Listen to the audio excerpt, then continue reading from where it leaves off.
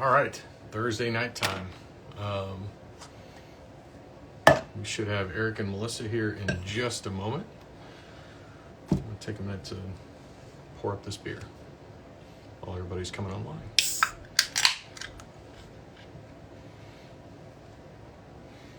Tonight is a reality check from Bearded Iris in Nashville. There's Eric.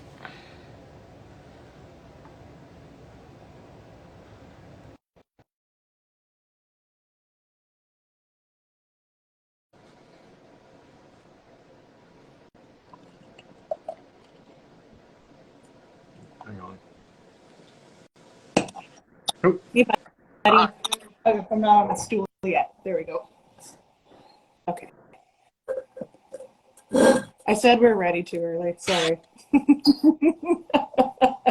We're ready. Oh, wait, not yet. Yeah. Just kidding. Okay. Not yet. How's y'all day been going? Good. We had kind of a slow day. Yeah? I don't know. We finished some floors.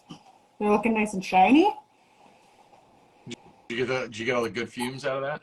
Oh, we used what do we use?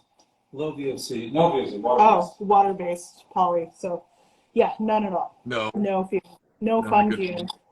Just a lot of sanding. Some power sliding because it's slippery, and Eric had a little. Oh God.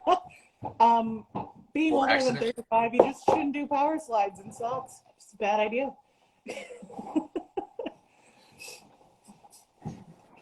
I fell over and hit my head on the molding of the window so bad that I broke the molding. Trying to do a Tom Cruise impression. That's what does that speak about, the molding or the hardness of your head? I'm not sure. The second one. Second one for sure. I'm good enough. Oh, you're short. I can't see that. Oh, the chat. Okay, But I have, growing up riding BMX with no helmet, I've had many a concussion, and I'm fairly certain I'm totally fine. I'll probably just have a sore neck tomorrow. But I also know that Tom Cruise doing his own stunts is really no joke, and I'm not going to try to copy him anymore. No. I hope to never do my own stunts. Yeah, so you don't think you're doing them until you're in the middle of them, and you got to land them, and then you're like, nope, not going to happen. Until you're in the middle of it, and then you got to execute. You can't start and not finish. Yeah, so I have to, I just got to use a little wood filler for the hole my head made in the window trim, in the windowsill. And we'll be back on track, construction-wise. I hear Bondo's good for filling in dents, too. Yeah. We used that on the back of my head already. It's drying right now. We'll sand that down, put some hair back there. We'll be good. I didn't let him have any naps. Don't worry. He'll be fine. Was it at one point? I can't remember. There was something you were doing. I think it was in your new house that, like, you mentioned some sort of wood putty or something, and like 88 people came out of the woodworks trying to tell you that Bondo wasn't right or wood putty wasn't right or whatever it was, right? No, I don't think so. I don't know. Maybe. I don't know. The one that I remember is we used the toluene-free barge in a video, and I said it smelled like hot almonds. And we got like 50 emails saying, be careful, that could be cyanide. And I was like, yeah, I don't think it's cyanide because I'm still alive on a kind of a product that's openly on the market and no one's dying from using it. So far. That's the most I've gotten. I don't get a lot of, I don't get a whole ton of use this instead of that stuff. But yeah, there's always some armchair. Or nobody's trying to actually give you meaningful advice. There's also like real carpenters too that are like, this is how you do this. And I'm like, thanks. So that's helpful. No, I mean, Bondo is always a good option for that kind of stuff. We did realize one of our favorite tools was the blade was JB welded into that's how they made the knife. They just took a brass ferrule and JB welded a knife head into it. I could see it. Yeah. JB welds some pretty magical stuff. Yeah, so everybody will notice Tyler is not going to join us tonight. He is otherwise occupied. So what's he doing? He's off, I think, hanging out with some of his buddies back up in Jersey. Oh, that's fun. He forgot to stop running. He's still running. He's just running home. Exactly. He's Forrest Gumping it, and he's he decided to I'm just going to run home from here. It'll be easier than driving or taking a plane. Yeah, he's somewhere in Kentucky and didn't want to admit it. Yeah. Still trying to find him. Very cool. So anything else notable going on with the house other than you got floors and you guys walled in a bathroom, right? A whole bathroom. We did, yeah. We framed in a bathroom.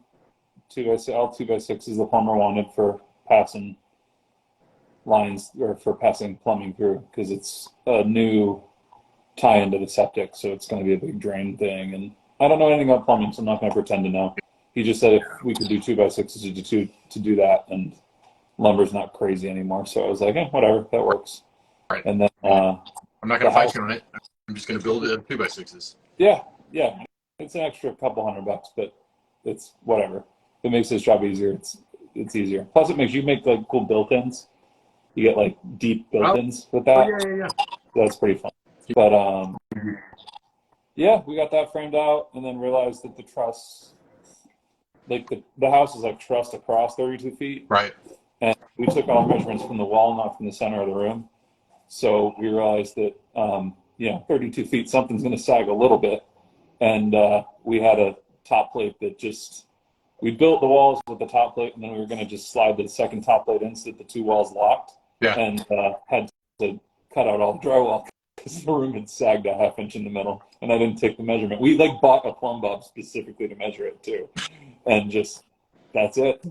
We broke in the new sledgehammer though. So. We did. We got to use a 10-pound sledge to install the second top plate into the wall, and nobody threw their back out.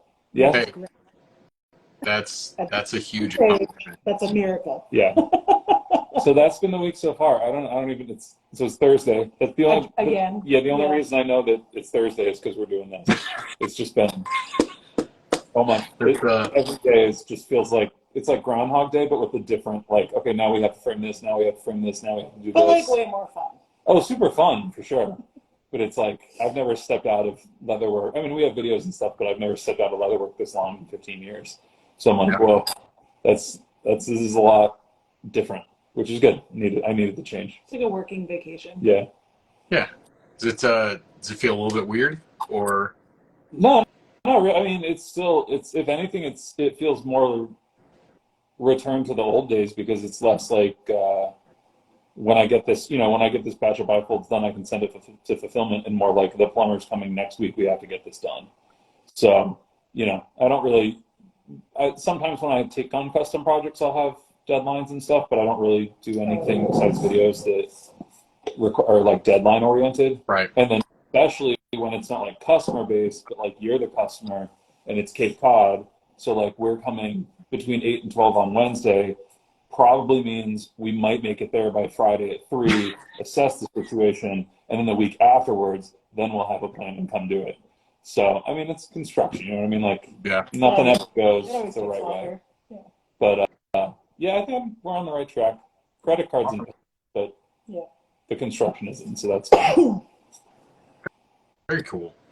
I know we had a bunch of topics that were kind of stacked up from prior weeks. We had a couple new ones this week too. But I think one of the ones that we had from a week or two ago was talking about crafters turning into suppliers. So I guess the user, and I think the question that came across, and I think for most of these questions, I'll keep them anonymous just because it's not. I don't know if it really helps to say who submitted it or whatever else. But the question was, hey, what do you guys think about crafters turning into suppliers? I don't know if you guys have any. I mean, I've got a couple thoughts on it, but what do you guys think? Do you want to start? Or do you want me to start? I mean, having worked very intimately with the suppliers and made products for suppliers, there's a reason I'm not trying to be a supplier. I think I'll just put it at that. I think it takes an unbelievable amount of capital, an unbelievable plan to put a team together to be even remotely successful, and it's a very difficult way to make a business, to make a living. That's what I've seen, witnessed in working behind the scenes, developing tools, developing marketing strategies, building social media programs for entire suppliers. Unless you have, it's not something that you can throw two people at and just kind of wing it. You need to build the team from the beginning if you want to be, if you're serious about it, if you're wanting volume. And I think a lot of people look at a leather craft supplier is like, I'm going to sell to everyone on Instagram, when like a leather supplier is selling Eddie Bauer 18,000 belts. You know what I mean? Or the leather for 18,000 belts. Like that's what leather suppliers do. Right. When they see you order a $400 order, they appreciate, but like they're not, that's small potatoes. So yeah, I mean, I think a lot of people. Yeah, they're facilitating a whole cannery run for somebody as opposed to, even a half dozen hides or whatever else. A half dozen is enough. It's once you start getting into multiple pallets is when they care. Yeah, that's basically. Yeah, that's when you're playing the real supply game. When you have to make a choice between send it by boat or send it by air, that's when you're playing the game. And my thought on it was, I think it all depends on what you're trying to sell. But to the point, it's, selling a couple pieces of leather here and there, selling, a couple little tools here or there. It's like selling stuff out of your trunk. It's like selling a mixtape out of your trunk, right? You're not necessarily a supplier. You may be filling a niche in a market that, isn't being served, but you're not doing it in, I think, to your point, like a proper way, and doing like a full marketing campaign and launch strategy and all this other stuff to sell things in a market. It's just kind of, word of mouth out of your trunk is not really becoming a supplier to me. Right. That's, oh, hey, I bought a dozen of these things and I only need one of them personally. I'm selling the other 11. I don't know. I mean, that's sort of the story of DLS, right? So, I mean, Bill had acquired a bunch of leather and said, I'm sitting on a bunch of leather, I need to get rid of it. Then once he figured out, oh man, like I did like $5,000 worth of leather sales in one day. Maybe I really need to look at this. And I think when he did it, it was the difference of nobody was selling panels. So like as an individual leather crafter, like your only option before Bill got into this was to go buy a whole side from Tandy, or, if perchance you really wanted to try and figure out how to buy a side like directly from Horween or Wickett and Craig or whoever else. But there was no such thing as saying, hey, I'm looking for a 6x18 piece of leather so I can make, 2 card holders out of it, right? Oh, yeah, I think that was the thing, is that a couple of people sold panels. They didn't sell them in the selection that he did. He hopped on a plane and went to Italy and found leather. So he hunted down materials and brought them in. He went to Japan and like made friends with families that, to get tools to bring over to the US that no one else had. Right. He would take the time to buy leather crafting magazines retail off, and make a couple of bucks just to make it accessible. But, it's not, and I think you have to look at it that way too. Is like, if there's only so many thread companies and there's only so many tanneries. And so it's like, if you want to make one tool, that's totally fine. If you find a hole in the market and want to make a special, let's say, set of calipers, sell them, go for it. Make it the DS Leatherwork signature divider that is a single tool. But I think there's a big difference between when you realize that like bringing in thread is like 86 SKUs alone. That's, you know what I mean? And you have to buy a package of every color, or you have to buy at least 3 of every color. Right. And then you have, just the capital of that. It's, the storage space too. Yeah. And the room, like you're talking hundreds, if not hundreds, or not even hundreds, thousands and thousands of square feet to make it work properly. So, I think if you want to bring in, 100 mixed pieces of something and sell it and then sell out, and then that's one thing. But I think to be a supplier, dependability is important. And if you're only air shipping 100 mixed tools at a time, and people can't be like, oh, I need to go to this supply, I need to make an order, and I need XYZ, and you only have X, they're just going to go to the other person that has XYZ, and that person is probably going to be a very large or a much larger than you company that has already understood cash flow and product flow and all of that stuff, and you can depend on them for everything. So, I mean, it's great. It's great to have a maker at the helm because you understand the market of our small little makers market, our niche. But I don't think people understand that our niche is like maybe 5%, not even 2% of the leather industry. That's it. Yeah, I mean, home crafters and what would have formerly been, Tandy customers, it's a different deal than customers of a legitimate, like, you think about like auto upholstery, leather and that kind of stuff too. I mean, it's just ridiculous volumes of that kind of stuff, and huge warehouses and all that other stuff, right? I mean, you're looking to sell drums. A drum is 60 hides. You're looking to sell drums of leather, not single hides, not pallets. Yeah, drums. Exactly. Which is as a maker, I mean, it's, I don't know. Melissa and I were talking a little bit about this earlier today in chat. Is as a maker at the volume that we do. For me specifically, like there's never in a million years do I think this is going to grow to the point where I could buy a whole drum. Never in a million years is this going to get to the point where I'm looking for a dozen hides, probably. But it's always been more valuable to me to have a relationship with a supplier that's consistent, that is going to give me a consistent product, especially because if I make a thing and I don't make another one for 3 or 4 months, I need to know that if I'm going to offer that as a product, that I want to be able to get that leather anytime I need it, anytime I ask for it, without saying, well, sorry, I can't, got to wait for the next order, and that's going to be 6 months from now. Which, again, some of that stuff has its place, depending on the material you're using or whatever else, and if that's a really unique thing and it's hard to get, whatever. But, as a maker, for me, it's much better to have a relationship with a supplier that can get me what I need, as opposed to me trying to go run around and find shit from the source and whatever else. Like, I would just rather pay the 20% markup on whatever it is and be able to know that I can get online at 11 o'clock at night and put an order in. And that's the extent of my thought process. Like, I ordered my stuff, I ordered what I need, and it will be here in X number of days. And that's it.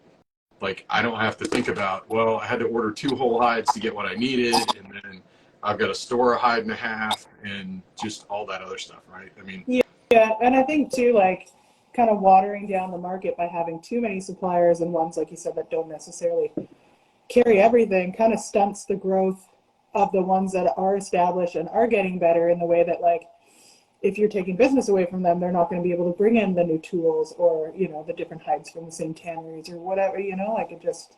Yeah. I mean, that's another, that's a great point, is that even some of the larger suppliers in the US don't carry a full range, like a full range of colors in a specific tannage or whatever. Yeah. You just can't afford to. Yeah. I mean, you're looking at, you want to talk about drums, so you want to carry one color in, let's say you're selling direct to customer, so you're selling 2, 3, 4, 5, 6, 7, 8, 9, maybe 10, 12. 1, 2, 3, 4, 5, 6. That's 6 weights of each color. Right. I mean, the space for that. You know, warehouse. It's just, and the capital is, it's just insane to start up.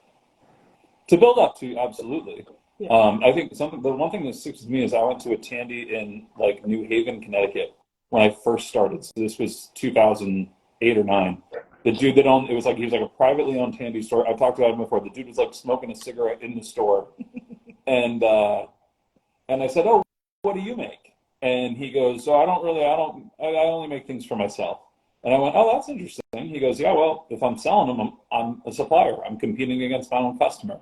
So I think that there is something to be said about a maker selling supplies to a customer base that they're then competing against as well. Yeah, there's kind of a conflict of interest there. Definitely. You could say, you could totally call me out as that being hypocritical because I sell patterns, but I don't really make any of the patterns that I put on my website, I don't make an offer on my website for sale. Right. And I'm not a supplier. I make YouTube videos.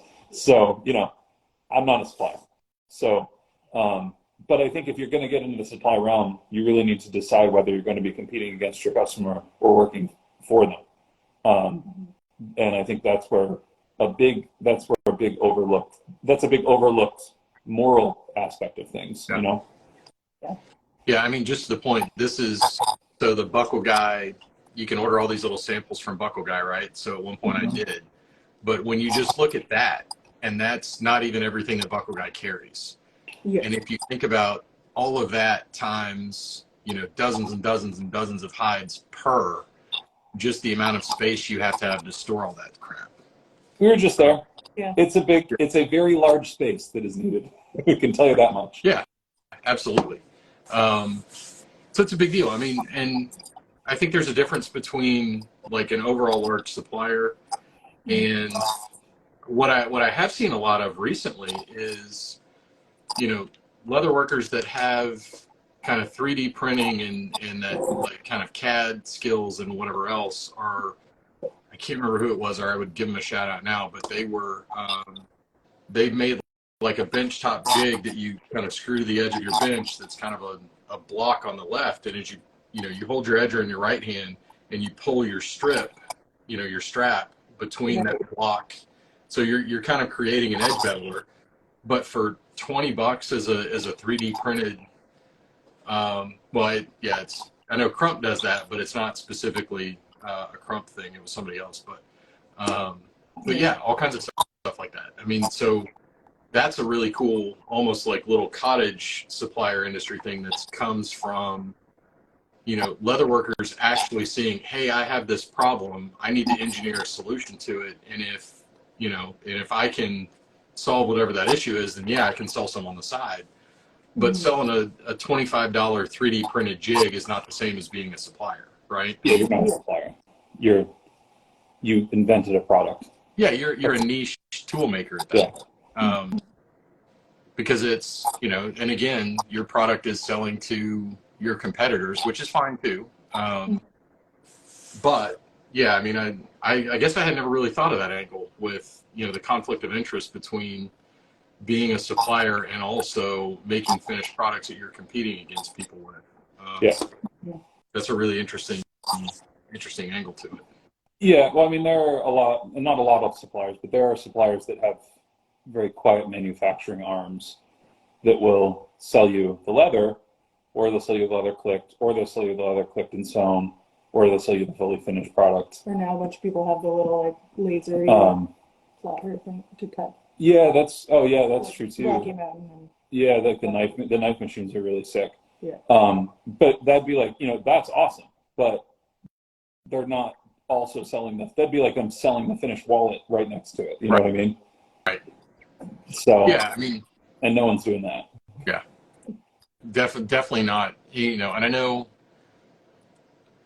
Bill had his, because he was District Leather first before he was District Leather Supply, and I think he still makes stuff occasionally, but doesn't that District Leather, arm, he doesn't really do much. I mean, I think it's just a function of time for him, really. But yeah, it's and that's a whole different deal too. But it's interesting, just that whole space, and I don't know. There's a lot of leather out there. Supply's insane. I've worked with and seen a lot of suppliers, and the amount of money it takes to even be remotely close to what I would consider a supplier, like the startup capital, is just batshit crazy. I mean, hundreds of thousands, if not millions of dollars to buy like a splitter and bring in one line of leather, and the space and the people. It's not feasible for you unless someone's going to go out and get like funding rounds and come up with a different angle at this point. We have 3-4 suppliers in the U.S. and they're filtering up to Canada. And, unless you're going to come out with something different at this point, you can dabble in tools, you can dabble in stuff, but I mean, when you buy a tool from a really nice looking tool from off Alibaba or off of someone who just so happens to sell on Alibaba as well, and the brass ferrule falls off in 3 weeks because it was super glued on, and then you have 15 people who bought your nice awl that you were selling for $20, but you didn't test it, and you have to refund 20 people with your seed money on a smaller scale. You're not setting yourself up for a good time. So I'm not saying it's done from the ground up, but you have to start with, starting with an original product would be one way, creating something that's indispensable to the craft and then working from there, but I think in ways that make sense. Yeah. But I think supplier, as a definition, you would want to provide soup to nuts. I would define supplier as like someone who soup to nuts provides pretty much everything I need to make my stuff. There might be a couple little specialized things, but I don't think bringing in a few tools from one or two people makes you a supplier. I also don't think that anyone in their right mind would want to be a supplier if they knew what it took to actually make a living running a leather supply company, because it is a grind and a half. It's insane. Well, it's a multi-person operation. You have to have shipping, receiving. Customer service alone is a big one. 24-hour job. Yeah. Yeah, no, and it's, even stuff like a splitting service. I've had challenges with splitting service, not from DLS, and I'll just leave it at that. But that it's, if you're offering something even like a splitting service, you better be sure that whoever is doing that splitting is capable of doing it and can send that piece out that's properly split. Because when it's not, and that's kind of the flip side of, if someone is a crafter and is kind of delving into the supply range, they've got an idea of what you're doing with that end product. It's not just some random widget, but if your owner is, or the person that's involved in it is not a crafter and isn't getting advice from people that are actually using their suppliers and doesn't have that like dialogue and everything else with their customers, it's my own personal experience was having a piece of leather that was really horribly split, and then getting static about it when I'm like, look, this is not properly split, I need to send it back, and then getting in an argument for weeks over it just to be able to return it. Yeah. So that's, I don't know, even if you don't have, you need people in especially with like leather crafting, like the people that work there need to have an interest in it and need to do some of that stuff as well. It's not just like having a shipping and receiving clerk. Like when somebody's shipping and they see, a piece of A-grade leather that has a huge scratch on it, they need to stop and say, I can't send that out, especially if it's a panel, whatever else. Like, this has a big cut in it. I can't send this to a customer. Yeah. But at some point, unless you're working with the stuff, it's hard to train somebody, that kind of thing. Right. Yeah. Yeah. I would suggest to someone too, if you want to take a real stab at starting an actual leather supply company, pick 5 t-shirts, carry a full size run, and just see what it's like managing that many SKUs. Yeah. Then multiply that by a factor of 100. Yeah. Every piece of hardware you carry comes in 5 colors and 3 sizes, and you're carrying 20 pieces of hardware. That's so many SKUs. It's insane. So it's not something that you just jump into, really. If you want to carry a few tools, go for it. But it's not, that's never going to be, no one's ever going to lean on you for, everything. And until you're a one-stop shop, I think it's, the closer you can get to indispensable, the better. And when all you have is a fluctuating selection of random tools and no core product or whatever, you're not going to be indispensable. People are just going to go elsewhere. Yeah, they're going to find the people that can have those things that you want all the time. Yeah, all the time. And even to the point, even if you're small and you're doing that and you're kind of starting on that stuff, the bigger suppliers will pay attention, and if you're starting to have success with something, they'll start to stock it too. So, I think, Eric, to your point, or they'll buy the distribution rights out from under you, and you'll call the company to reorder, and they'll say you got to call your competitor to reorder because they have the distribution rights. Yeah. So you're paying your competitor to compete with them. Yep. Yeah, I'm familiar with that story. There's many of those stories now.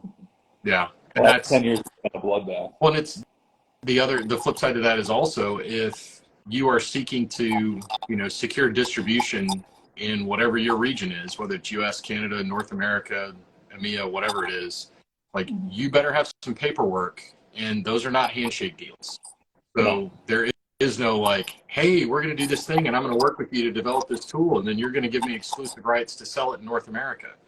That better be on paper somewhere and enforceable, because otherwise it can vaporize in a second, and as soon as there's a more attractive offer for that stuff someplace else, all of a sudden you will find all of your work done to develop that tool just has gone up in smoke, and you're not selling them, and yeah, all that stuff happens. It could go the opposite way too. You could sign a deal and be stuck with 70 hides of something that doesn't move, and then another 70 shows up at your door because you have Quota. minimum quotas you have to meet every quarter, and whether you like it or not, you got to pay for those 70 hides if you want to stay. You want to keep access to them. Yeah. So there's a lot goes into leather supply. It's not an easy craft to supply for, and I think that's why it took a while to boot up, kind of regain popularity, because for a few years there it was kind of there were the basics, and you had the same people, but you really didn't see innovation until about 4 or 5 years ago, because it wasn't worth it to get into the space. The money, real money, didn't see it as something that was worth taking the time to set up, and now they do. So you can feel confident that you have someone to sell to. You just have to find enough people to sell to, if you want to be a full-time supplier. And a lot of the times it's never going to be. Actually, the worst use of your time is selling to individual people like us. I hate to say it. You're exactly right. I mean, your time is better spent with, when you think about larger brands that are doing this stuff, either they have their own manufacturing or they've, outsourced it or whatever else. Those are the customers that it's worth. If you own a supply shop, it's, and the funny thing is, because I'm here in Atlanta, and because, I go to DLS and hang out with them from time to time, like you get access to, some of those things that they're working on. And obviously they're confidential. When I'm there, whatever I see there stays there.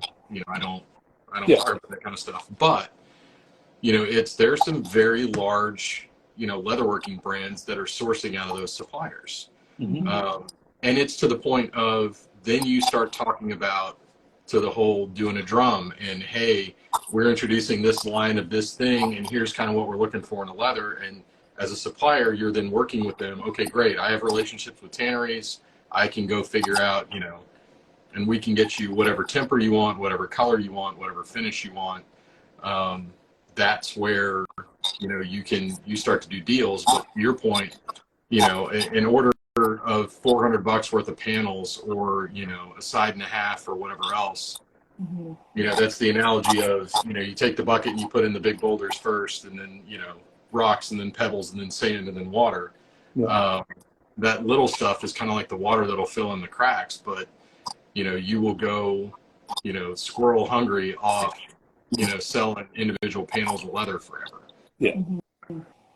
Well, and too, like the bulk of the customers, like you said, there is the big accounts and whatever else, but the bulk of the customers are, like us, like we're small businesses too. Right. So unless you have that customer service, or you have the ability to have that customer service, which like a bigger supplier would obviously have, if they've done something wrong, they'll just send out a new thing, no questions asked. Or like you said, like if you had a bad split, you wouldn't have to spend weeks and weeks arguing about it. They'd just be like, okay, here, we'll fix our mistake, whatever. But a smaller supplier might not necessarily be able to do that, or be willing to do that. Right. Yeah, so Ryan's mentioned in the chat, not to mention it seems like some tanneries are struggling to keep up with production, it seems, these days.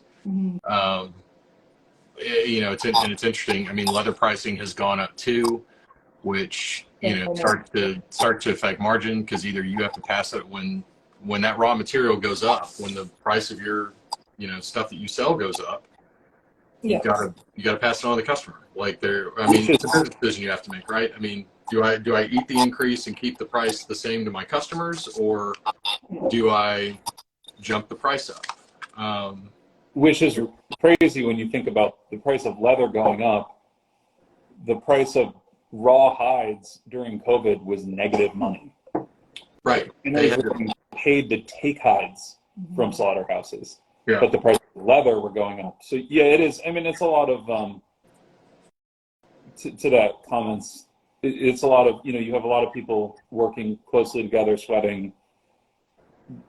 They were very heavily affected by COVID and people getting sick and having to shut down a lot. But it's also really, really, really hard work. No one, again, in their right mind, like working in a tannery is just taxing physical work. That's it. Oh yeah. And unless you get a 30-year deal with Audi, you're not going to be able to outfit a tannery with automation to the point you're going to be able to sell enough volume. That's just how it is. Right. Even for the big players in the States, you really have to go overseas to see that kind of stuff. So. Yeah, I mean and when you look at, that's where I've always appreciated that series of video that Baker's did, just to show no one's signing up to use a machine called a deflesher. That's exactly right. Yeah.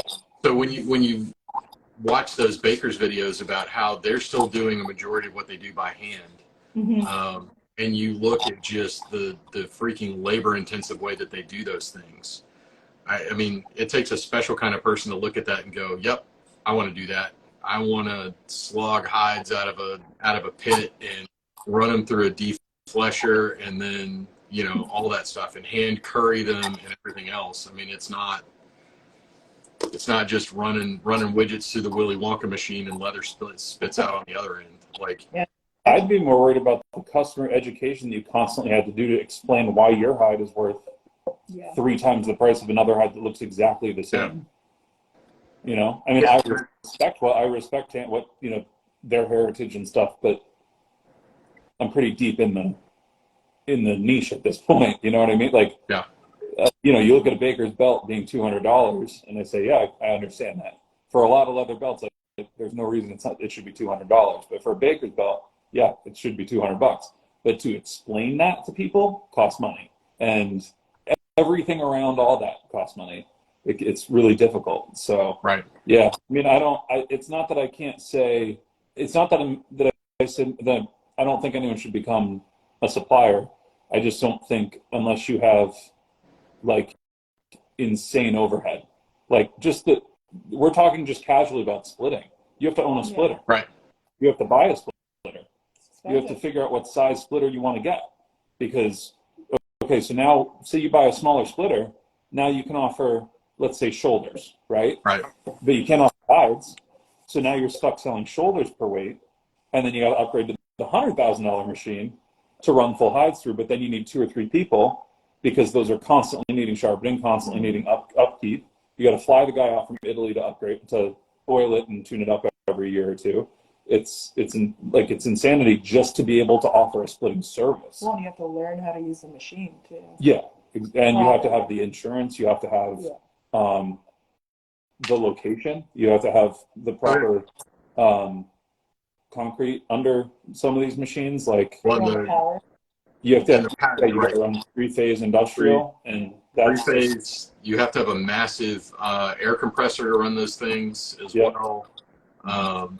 It's a lot, and that's the funny. The last time I was at DLS, Bill and I were talking about it because he was like, "Yeah, the band needs to be changed," and it's change the band, and then it's like a whole deal to get it properly adjusted. Yep. And I asked him the question. I was like, "So when this kind of stuff happens and something needs to happen on this splitter, is there anybody in the U.S. that you can call?" He's like, "No." He's like, "I am completely on my own." So, and Nathan's bringing up in the chat, let alone dealing with all the splits. Like, it's really, I mean, you have to be a specialist to use one of those machines. You can't just like walk in off the street and go, "Oh, I just set this dial and feed it in from this side," because it doesn't work that way. Because the temper of the leather, it's how easily it splits. Like, you almost have to build this encyclopedic knowledge of how your product moves through the splitter to be able to effectively set it and run it to have consistent results every time. And that's a whole thing in and of itself. Like, There was, Bill only, it was like him and Cruz that were doing the splitting, and that was it. Because it was, you have to put in the time and effort to learn how to use the splitting machine properly. You can't just put anybody on it. Like, I can't just go, hey, dude, if you need a hand splitting, I'll show up and help you split. Yeah. I'm not going to be successful at it.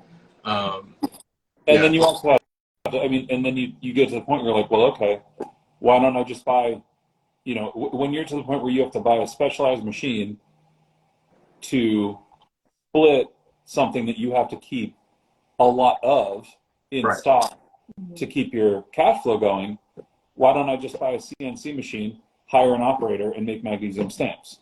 That's a business right in itself. Yeah. Whereas a leather splitter specifically, even if you're having people send you leather, you still have to charge. The person has to send the leather from the supplier to you.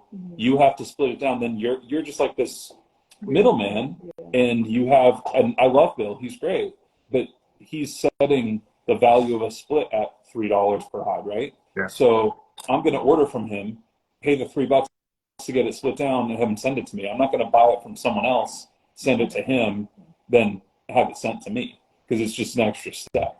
So you have to think about all those things. Well, if you really want to get into it. Well, plus you have material loss. You're gonna split stuff that splits wrong, and then you have to figure out what to do with scrap and all that stuff. And there's a lot of waste involved, and not a lot of bad waste, but No, it's just with anything, right? Any woodworker will tell you, like, you're not fully paying attention and your router jumps and you've destroyed a piece. It's working with leather, right? So, it's for whatever reason, like all of a sudden your hand cramps and you move like 1/8 of an inch with your knife and you didn't intend to, and the whole piece is done. It's just waste is part of the deal. Like sometimes you screw stuff up. But where's like liability lie? If somebody sent somebody a hide to be split and that person like completely fucked it up, so then do they have to order a new hide from that place for this person to redo the split, or does the client take on the risk of sending it off to be split? I never even thought about that. Yeah. That actually happened one time when I was at DLS. Okay, yeah. Some bakers had been sent to him to be split, and it wasn't Bill. Somebody else was doing the splitting and kind of messed it up. And then it was, oh shit, I have to order another quarter hide of Baker's, whatever this is, because I can't, if somebody paid me to split this, he was able to save the piece, but was having those discussions about, this splitting fee that was like, $10 for a quarter hide may have just cost me $250 in replacement material. The liability's not. Yeah. The liability's the same. And so I will say that last time I was there, we talked about, because Bill will split just about any kind of leather you can come up with, right? So somebody sent him some really expensive gator. To the point of it, backs that were super wide. Expensive, like $1,000 a skin, gators. 46s and stuff. Yeah. I think he mentioned they were like 52s or something like that. Oh, those are serious. Yeah, those are jacket making hides. Yeah, and it was one of those deals where he's like, yeah, we have a waiver when something like this comes in that's this price level, and because they wanted it split, quote, as thin as you can get it. So then it's I will do my best, but I need you to sign a waiver that if I feed it through this machine and, on Gator, if you go too thin and you pop up through one of the tiles or whatever, the whole thing's done. And then you've got a $1,000-$1,200 piece of Gator that's not usable for what you intended it for. So I had to do that with Rocky once. They had I think it was Tochigi, and it was horse back that was tanned like shell. Okay. And I ordered it, and I asked them to split a half. I asked them to cut I think it was the back or something. I asked them to cut it in half and split half of it, and they were like, "Yeah, so we're gonna need your okay on this, because if we mess this up, this is not on us." And I was like, "Yeah, go for it. I just want to see what it's like thinner." Yeah. It was, and I completely understand that, because that's, you know, it's a it's an odd chain of responsibility, I guess, when you're working with specifically with like a splitter and with leather. It's just a really weird combination of material and machine that, unless you're running the same hide, even the same veg stand over and over again, you're going to get hides that split different than others. Mm-hmm. Yeah, someone, yeah, he remembers that. Yeah. Yeah, and Yeah, that's, they I mean, emailed me. They were like, "You sure you want us to split this?" And I was like, "Yeah, go for it. If it fucks up, I'll make do." It wasn't that expensive or anything. It was just like, you know, I think it was, they only made like a very small run of them and got their hands on them. And I was like, "Yeah, if you mess up half, we still have the other half. I just want to, if you can't get it thin, I want to use it thin." And they got it thin, so I got to use it thin. there you go. Yeah, and I mean, I think that's totally appropriate too. And I think that's, you know, if you take in repair work, you need to think about that kind of stuff too. Where, I know there's some folks that I'm in a leather chat group with that, you know, have taken in really expensive bags to repair. And it's kind of one of those like, I'm going to make a best effort at this, but, you know, I need you to understand, like, once I start to take this bag apart, I can't really guarantee that I can get it back together again. You know, I'm willing to try, but it might be worse when I finish. I mean, I don't know. My kind of point on that is, then don't take the work. Yeah, Because, that's not. If you're not confident, you can do it. Then don't right. offer to. And that's, I mean, it's part of building your personal network doing this stuff too, which is, you know, if somebody, you know, wants you to do a piece of work that it's not really what you do, or you're not comfortable with it, or whatever else, hopefully there's a referral that you can make. Mm-hmm. So you're not telling somebody just no pound sand. That's not really my thing, but I know somebody who can do that work, and let me put you in touch with them. I've done that with tooling stuff before. Yeah. I've had some weird requests, and people have been like, "Oh, can you make this?" And I'm like, "You literally just sent me a photo from a crafter. You should probably go to them if that's what you really want, you know." But I've done it with aprons more times than I can count. Because basically, I mean, so Calavera Tool Works, you know, Mike, I'm in a chat with him, but you know, he does whole drums. Like I can't get the leather for what he sells a finished apron for, because of how he you know, maintains how he acquires his product. Goddamn, people call Arma and ask us what else he uses for thread colors and such. It's like, don't repair bags, you don't know what they use. Yeah, I mean, that's definitely the case. Especially if you're on Rocky's website, like they make it very clear which products to buy to repair a Louis Vuitton bag. Yeah, I mean, and but you know, I know from other people that take it. I mean, I've actually got one that's on the bench that I've been waiting for the right Segma snaps for a while. But yeah, I mean, if you don't feel confident that you can do it, then don't take it on. Because especially, I mean, a Louis Vuitton bag is not, you know, they're expensive, but they're not irreplaceable. But there's some stuff like, I debated, like I did that mid-century modern chair at one point, and it was pretty straightforward, but I debated whether I should take it on or not, because I don't want to make this worse, and I don't want to literally destroy this. There wasn't a whole lot to destroy. I mean, basically it was just taking it apart, restitching it, and conditioning it. But that wasn't incredibly complex, but there's still a pucker factor whenever you're working on something that's irreplaceable. Right. And I always tell people, don't practice until that pucker factor goes away. Yeah. That's usually what I tell people. Because it's always like what I get a lot of is like, oh my God, you're going to cut into shell? And it's like, don't work with shell until cutting into shell feels like cutting into veg stand. It's a material, and that's it. Yeah. And it's a job you're doing, and you know you can do the job. And that's why I'm such an advocate of just such crazy, not crazy, but, you know, practicing to the point of like buying junk leather and just cutting 100 straight lines in a row. If you want to get good, do that. That's the fast track. You know, instead of waiting until you've made enough wallets to make cut 100 straight lines, buy a $50 piece of leather and cut 100 straight lines. Like right now, you can do it in an hour, and you know that's how you that's how you fast track getting better. Yeah, I mean, that's where the manager special hide comes in, right? Yeah. It's walk into Tandy and whatever the hell is on sale, buy it.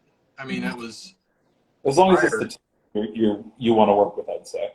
Yeah, I mean, prior I would recommend Acadia, but now Acadia has gotten ridiculously expensive too. Now that they're not tanning in the U.S. anymore, spend that much money for an item, you should be able to send it back to that company for repair.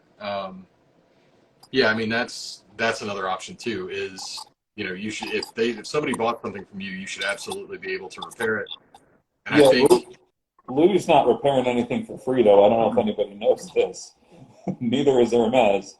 no, I mean that was to the point that the person that I know that has taken in multiple Louis bags for repairs and charged like $700 for the repair was the person that owned the bag was like, oh, thank you so much. This has been so awesome because Louis wanted like $2,500 to repair. I think they're like $600 a handle. Yeah, they specifically price their stuff to basically just make you buy a new one. Yeah. They're not looking to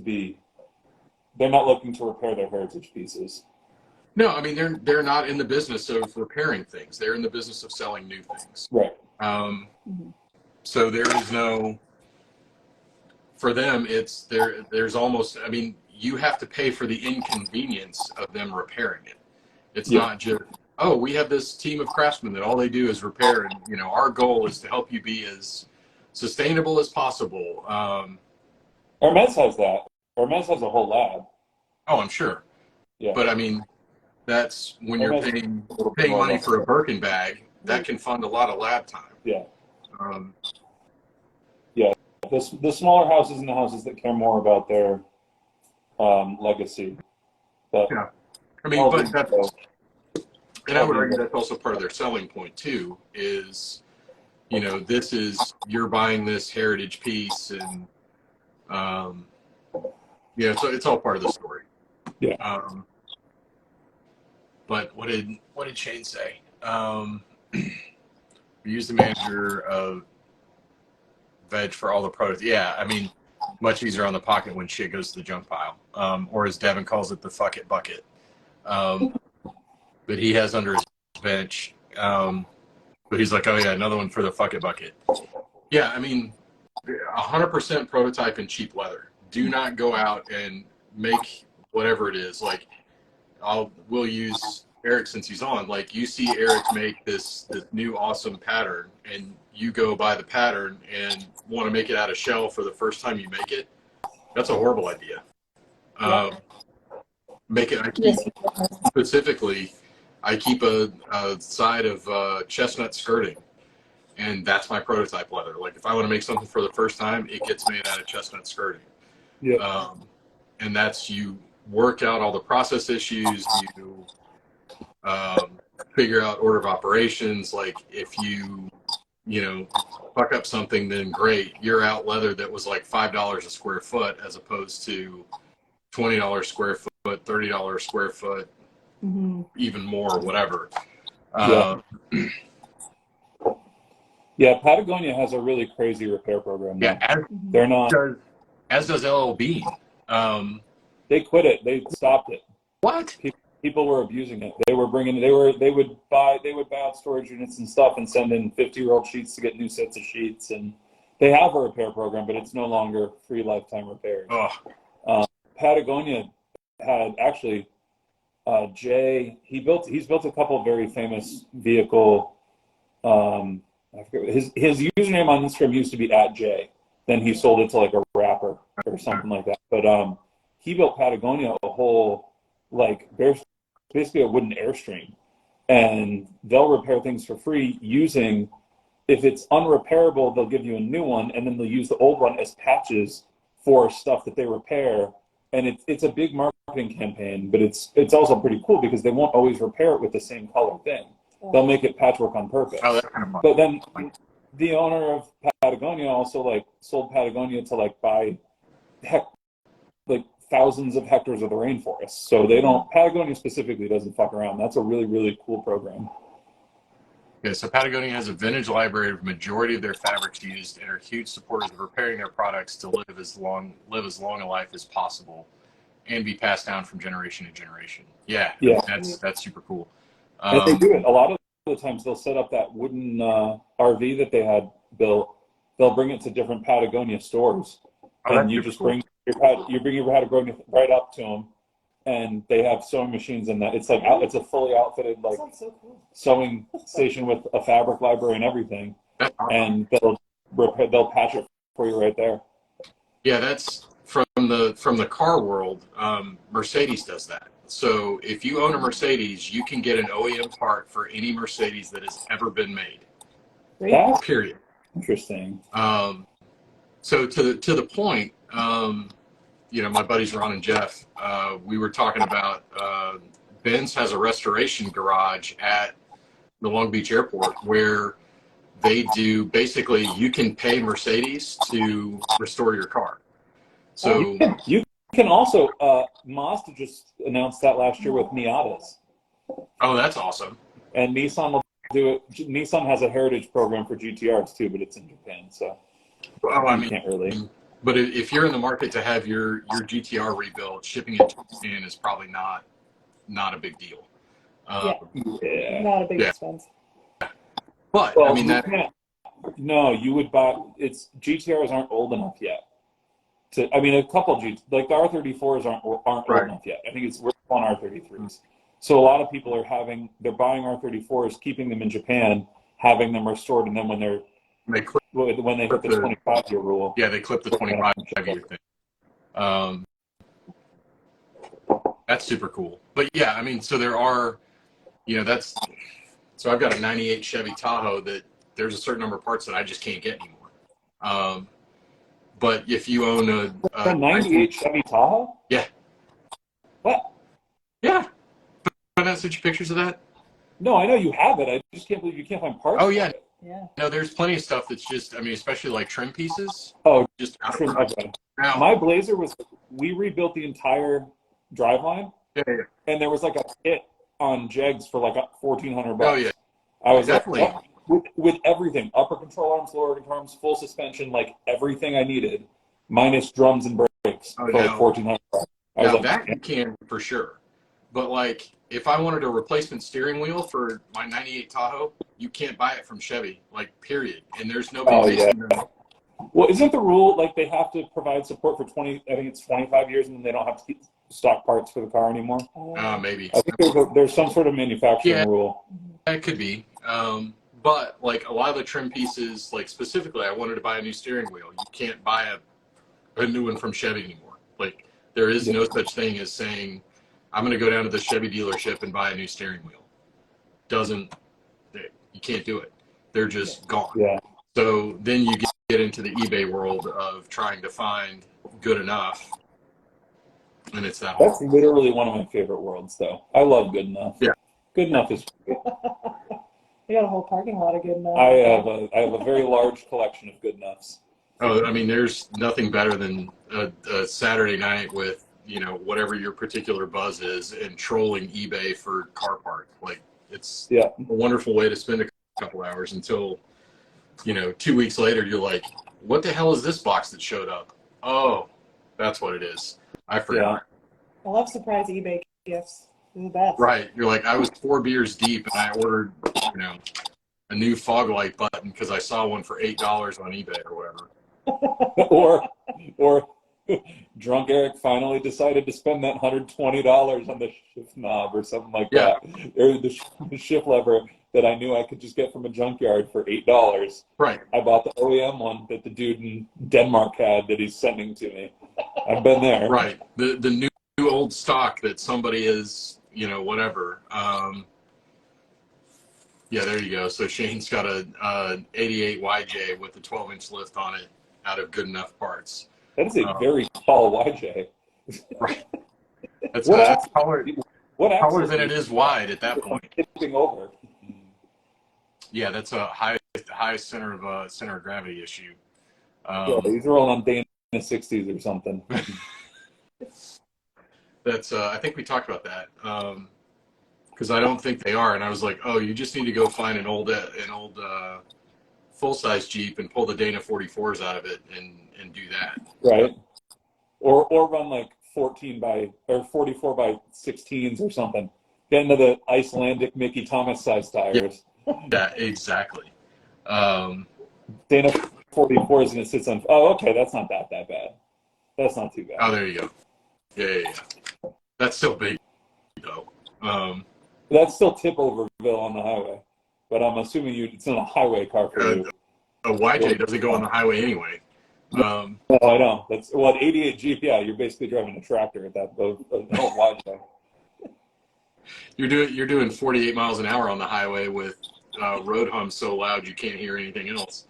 I had a CJ9, an 81 CJ9, a scrambler for a while, and I bought it on eBay, having never sat in one. They delivered it. I didn't fit. Yeah. Oh, So no. I just stared at the CJ. I just stared at this dream vehicle of mine. It was the 4-speed. You hit 45 and it was screaming, but like I just objectively did not fit in the car, and I had to sell it. I sold it for more than I paid for it. It's great. Could you just cut the top off just so you could like peek? No. The CJ9, for those of you that don't know, like they have the they have like the Jeep Wrangler trucks now. The CJ9 was like the troop carrying version from the 70s and 80s, but it wasn't even like an extended cab. It was just the front seat and then like the back wall and then a bed, but it was I think 9 inches longer wheelbase. They go for $100,000 now restored. It was nuts because like it had the old what do they call it, the Iron Duke, I think, the old. Oh yeah, the straight six or whatever, right? Yeah, the old straight six. And the thing, you were in fourth doing 35 miles an hour. It was insane. Yeah. And I was like, yeah, I don't think I'm going to put money into this. This is not, I don't fit. It doesn't work. It doesn't work for me. But it was a very, very beautiful car. That was one of the ones I wish I held on for a couple of years more. Because that would have bought me a very nice car if I had held on to it after what I paid for it. Oh, shit. Yeah, I've always wanted an AC Cobra, but it's one of those deals where if you're over 6 feet tall, those cars are not really for you. Dude, Defenders, Land Rover Defenders, same thing. If you're over 6 feet tall, good luck driving the Land Rover Defender. Yeah. Same thing for like a Lotus. There's just cars that are not meant for people that are over 6 feet tall. It just is what it is. Or Miatas, which aren't made for people over 5'10". Yeah. When I was in college, I had a buddy of mine in college was like 6'6", and he drove a Miata for a while. And no lie, he had to keep the top down, and like this much of his head stuck out of the top of the Miata. My friend is like 5'2", and her husband's like 5'7", and they have like 3 Miatas. And when I go to visit, we take the Miatas to brunch, and I'm like waiting to get a rock chip in my forehead. My eyes are above when I sit with the seat leaned all the way back, my eyes are above the windshield. Yeah. It's terrifying. Dude, I ducked. I ducked. That's Final Destination waiting to happen. Yeah. You're talking like tree limb through your fucking forehead. Yeah. Sitting there. Right. That's like standing at the pearly gates. How did you die, sir? Well, somebody threw a soda out of their truck, and I took a Miata to brunch. Death by Miata. Right. Devin was driving down the road and tossed his bucket out, and it wound up right in my face. Oh my God, it's horrible. And yeah, those are just I like the Miatas because you can't get little rear-wheel drive cars anymore. And if I could fit in one, I'd have a Miata to just zip around in. Now that EK hatches are fucking $14,000 without rust, right. It's like, what else is there? There isn't anything. That's the amazing part is, all these cars that are AKA shit boxes are now like over 10 grand a piece. Yeah, but it's the same. I mean, everyone's surprised by it, but it goes generationally. You know what I mean? It's people my age that, there were a couple kids that drifted in 2003 that had 240s, and now I'm in my mid 30s and could buy a 240, and that's now why clean 240 shells are $6,000 without a motor, and an SR20 is $10K or $6K. It's the same with Chevy Novas of the past. It's the same with the Plymouth Roadrunners. Like, it's all just when those people who were in high school when those cars were cool come into having a little extra income, basically. Right. Right. They can. My They can get Volkswagen their- days. So I started with an '89 Jetta that was owned by the Yale tennis coach.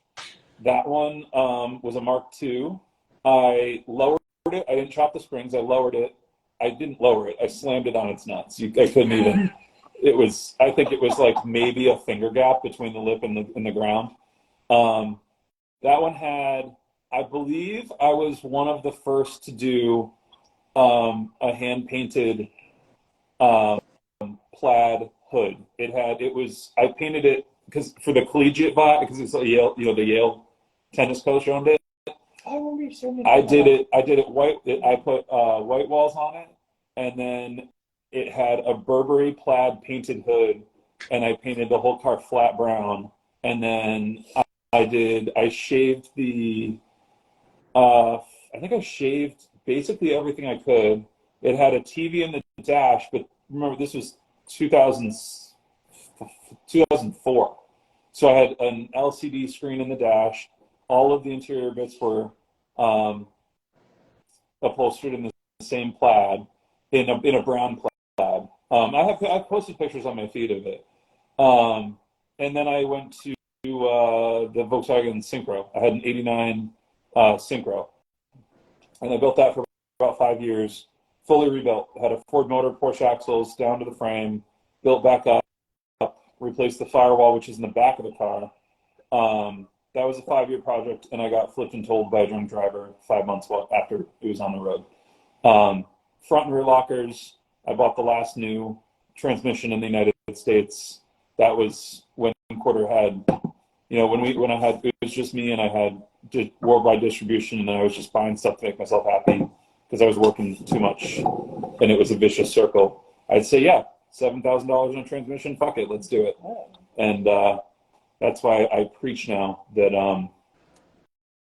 hitting the top and making the money doesn't make you that happy. It's just not.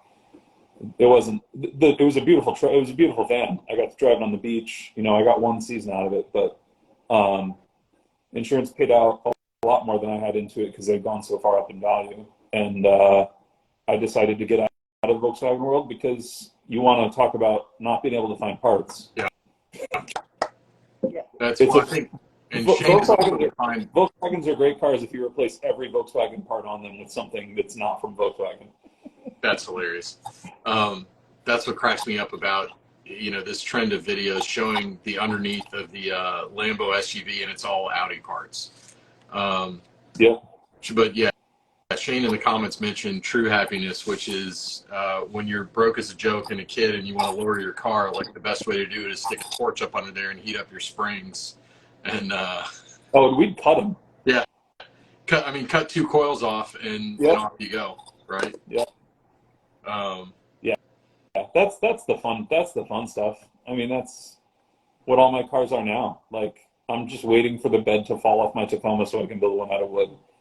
I literally. It's getting close. Yeah, it's getting real close. The bed liner. My buddy he's a Toyota master mechanic, and he's like, yeah, it's getting to the point where the Line-X is holding your bed onto your truck, but it's fine. I'm like, all right, that works. Works for me. I had a 76 F-150 that had no bed on it, and the prior owner put a wood bed on it. Looked like a picnic table, and it was stained that like cedar colored stain too. Perfect. That's good. It was two-tone brown on brown. We called it the shitmobile, and it had big mud tires in the back and radials in the front. It was awesome. Oh my God. With the exhaust was cut off right underneath the cab. It sounded like a NASCAR when you started it up. It was glorious. The gas tank leaked, so if you went too fast on a right turn, gas would spill out on the left. My Tacoma had a leak in the gas tank because they're stainless steel gas tanks. Yeah. But the straps, it's a stainless steel tank, but non-stainless straps. So something about the non-matching metals. That was my 2004 Tacoma. It like smelled like gas forever, and we had to get like up under it, and we were like, oh, it's because there's a hole in it. got it. Stainless can rust. Yeah. Oh, That's a yeah, very absolutely. Yeah. very common misconception. It can rust, and especially if it's sped up by ferrous metal next to it. Sorry you added to your pocket bucket.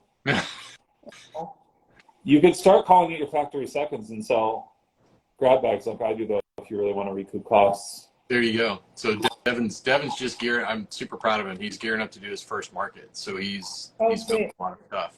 There you go. So yeah, don't completely throw it in the bucket. If it's halfway passable, it's because that's another kind of topic as we as makers. Like if I have one stitch hole out of place, I'm like, oh, the whole thing's ruined. Because I've got my bucket, and whenever anybody's over here and they're like, oh, let me see your workshop. Cool. There's my mistake bucket. Like dig through it, and if you want anything, just grab it. Yeah. It's like a prize at the dentist. Yeah, I mean, and at one point, one of my wife's friends from DC long ago came to visit, and he wanted to see the workshop, so I brought him to see the workshop, and he's like, wait, this is stuff that you don't think is good enough to sell? And I'm like, yeah, I'm not selling that stuff. It's like not doesn't meet my QC. And he was like, you're something else. He's like, I'm gonna take a wallet out of here and I'm gonna Venmo your wife, and there's nothing you can do about it. And I'm like, all right, let her float your boat, man. I was in a market once and someone spilled an entire pint of beer on my table. And we just let all the pieces dry out and handed them out to friends. And now we call that we call them the brewery wallets. Yeah. And they're like, everyone's still using them. Doesn't matter if you soak them with beer. Yeah. Exactly. I mean, you can sell them as new, but and I'm never going to put, okay, I do grab bags, so I'm never going to put a beer soaked wallet in a grab bag. Let me just clarify that. But yeah, I prototype, I sample in half decent leather, B grade Herman Oak or something like that. Yeah. And then my samples go into our grab bags, and because it's grab bag's $30. If you're going to get a full long wallet, it might not be perfect, but it's $30 for a handmade long wallet, and that's usually worth it to anybody that gets it, and I think it's perfectly worth it. And it's just 100%. recoup a little bit of cost for me and give someone the opportunity to have a nice piece that they can, because 4 months after you start using it, you're never going to know it was a factory second. Right. A factory second. You know what I mean? Yeah. The patina's that scratch that you're worried about, there's going to be 800 more scratches in it. Everything's going to blend in. It's this whole highly polished picture thing that is, I think, making people work to a higher standard than they really have to. When you're not using like plated hides, or when you're using natural veg tan, be it dyed or not, it's natural material. There's going to be pock marks in it. There's going to be little marks, and I don't think you should go full saddleback on it. But I think it's okay to have marks and show that it was a living animal. I think it honors things more than only using the perfect parts. Yeah. That was at one point a lady engaged with me over, I really want a lining in this saddleback bag that I bought. I'm like, cool, it didn't come with a lining, and I'm probably going to have to charge you more than you paid for the bag in the first place to retroactively put a lining inside of it. She was not terribly pleased with that. But yeah, saddleback is a weird deal. Like they get almost like a cult-like following of people. I will forever dislike saddleback, because for a long time their website said that any leather that's not dyed all the way through isn't fully tanned leather. Because like it's a half-baked cupcake or something? Yeah, it read like it was raw flesh on the inside if it wasn't dyed all the way through. Oh my God. Right. So I would constantly, because I was using Baker and Horween, and I was using all these really nice tanneries, but they're top coated, or they're just not drum dyed. Right. And I was getting hey, I got a wallet and it's not fully tanned. I was like, what in the ever living hell are you talking about? And then they send me the saddleback page that said most people use leather that's not dyed all the way through. And I'm like, yeah, but that's not a thing though. You're literally saying saddleback Leather is a brand of. Yeah, I gotta look them up. I don't know If you don't know who they are, they actually have they sell very they sell to a very specific niche.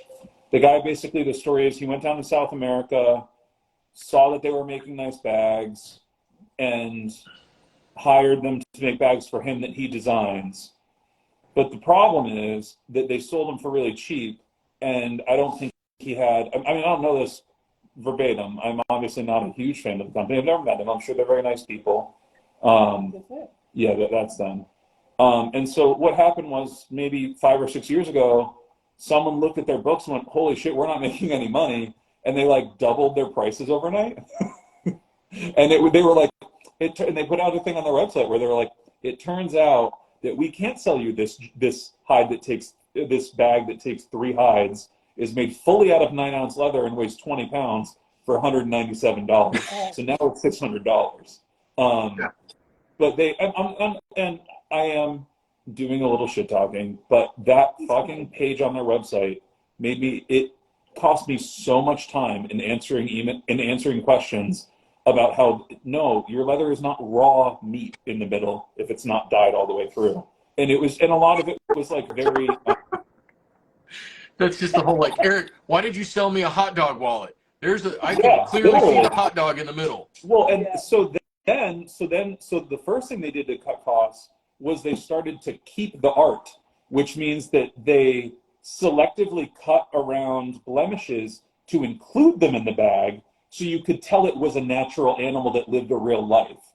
So they basically lowered the quality of their leather, and when that didn't work, then they upped all the prices and went back to using nicer hides.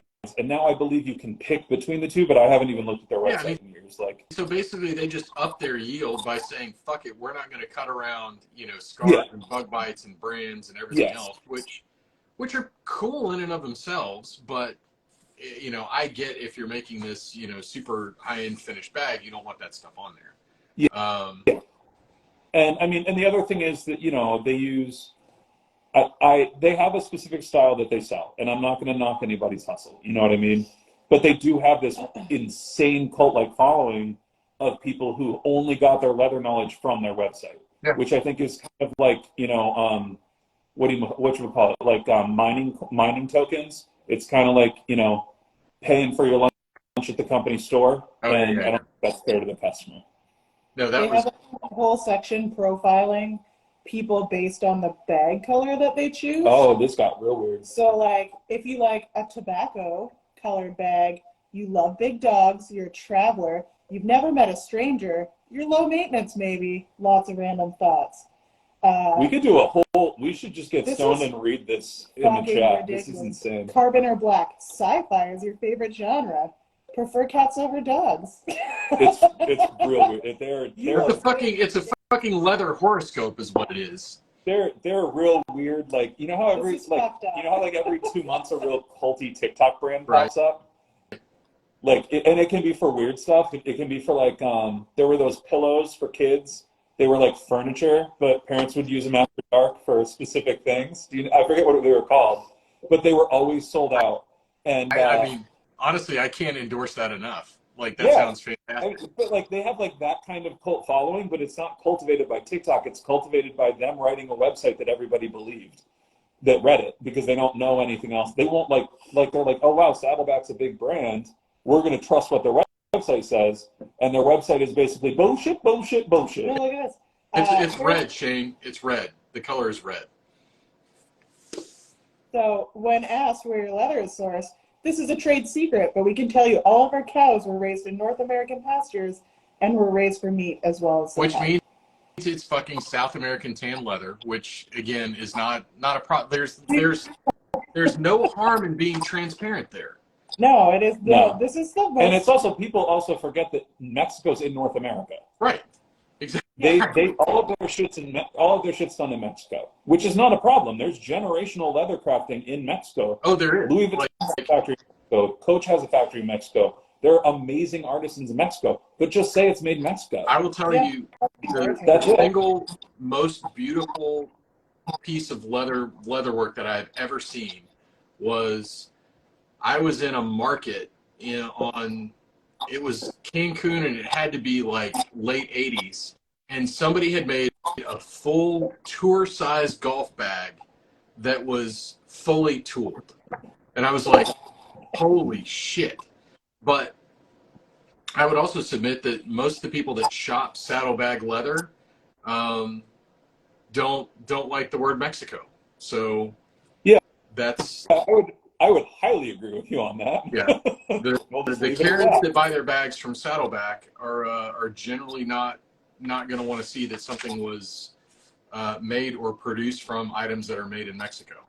I bought one of their bifolds back when they were cheap because I was like, how the hell are they doing this? And they are like, they're at least they were card snappers, man.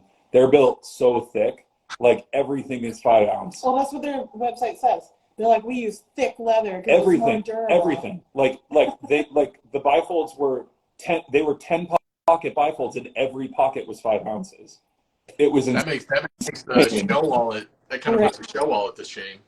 100%. It was like no skiving, no nothing. It was like you got it, and it was this thick. It was nuts. So it's like a self-defense weapon at that point. You just huck it. You slap could somebody in the face with it. Yeah, it's like those. What are the things that people make with the lead ball, the lead shot at the end? Oh, it's like a slapjack.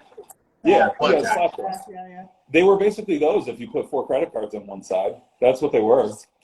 $3. Tie a shoestring in the middle. And... Yeah, but that's actually I haven't looked at their website in a while. It's bad. And I'm not really one to trash talk, but they just lied to their customer. They grew a business lying to not lying, being very deceitful to their customers about why their leather was the best one. In fact, it was not. Their website is off the hinges now. I can't wait to read it that after whole this. like profiling based on color of bag choice it's pretty classic. Yeah, that's fucking wild. ridiculous. That's wild to me. I still can't get the mental imagery out of my head of like you're getting mugged in an alley, and so it's give me your wallet, and you're like, hang on one second, you reach down and like rip your shoelace out and tie it around your wallet and just beat the fuck out of them with your big ass. Or you just grab it with your opposite hand, but you only one half of it, and just slap them and run away. Right. Yeah, it's like an open slap. But Yeah. It's a wallet. So Totally. it's like slapping someone with a glove. It'd be even You're more like painful. enticing a duel yeah. at that point. Yeah. So at some point, it's like, yeah, you grab half the bifold and just whack. Yeah. And so I don't know how we got on this, but I can't imagine getting a saddleback leather and being like, you know what I need to do? Make this thicker and heavier. I can't imagine, like, I can understand wanting a lining in it, but like to add any bulk to a saddleback anything is like you could barely fit what's meant to hold in it. I'll give him props for the marketing part of it of like, oh shit, our tannery doesn't have a splitter and we can't split things down to 3 ounces for wallet pockets. We're gonna take everything just straight 5 ounces across the board. I think they've since changed that. I think enough people. Keep talking. No, I mean I think they skived down the pocket bottoms. I don't know, man. Okay, then maybe not. I don't know. I mean, I don't know. at some point, if people keep buying that shit, there's no reason to improve it, right? I mean, yeah, but I know they weren't doing that. I just know they weren't doing it too hot a little while ago. I think that they made a lot of changes to their pricing and they made a lot of changes all at once he was very preachy against when he started the company. Because it was the whole point was like I can go down to Mexico and have this made for $35 and you can pay $40 for it. You know what I mean? Right. And then when they had to up their prices, they got a lot of they didn't get a lot of lash out. They just got a lot of smug, can't do that forever, can you? You know? Right. And of course, I mean, I think that I know they have their own, or they at least used to have their own factory down there because they made for other companies too. And they bought a couple. They absorbed or bought a couple companies, just small bag makers, that they would then try to kind of half run, half just make the product be like a fulfillment center kind of type thing. Yeah. I forget what one of the but the bags were nice, but they were able to do different styles. But their style is just wacky, man. I've held a couple of the pieces. I'm just like, this is 3 times as heavy as I want a bag fully loaded, and it's has nothing in it. It's right. This is heavier than I want my bag with all my shit in it. Yeah, and their I think their website used to be like safariing and Land Rovers, like you're hiking through like a jungle with a 40-pound leather backpack. It's called Right. Hogs. You take this bag and you're gonna die because you will be exhausted after So 3 they have, months. I will say, they have since drastically lowered their prices. Hmm. Their new prices that I'm looking at now are back to what they used to be. Ooh, 100-year Oh, they're called warranty. hog sacks. I don't. It might be pig leather. How big? If it's pig leather, that's why it's cheap. Okay, let's look. Wait, it's pig leather? They call them hog sacks. So I'm assuming it's. I mean, it's a full backpack for $179. So. I'm just thinking about a million other things that you can What the back, but belts cost? Oh, shit, God. sorry. What their belts are? $100. Yeah, $100.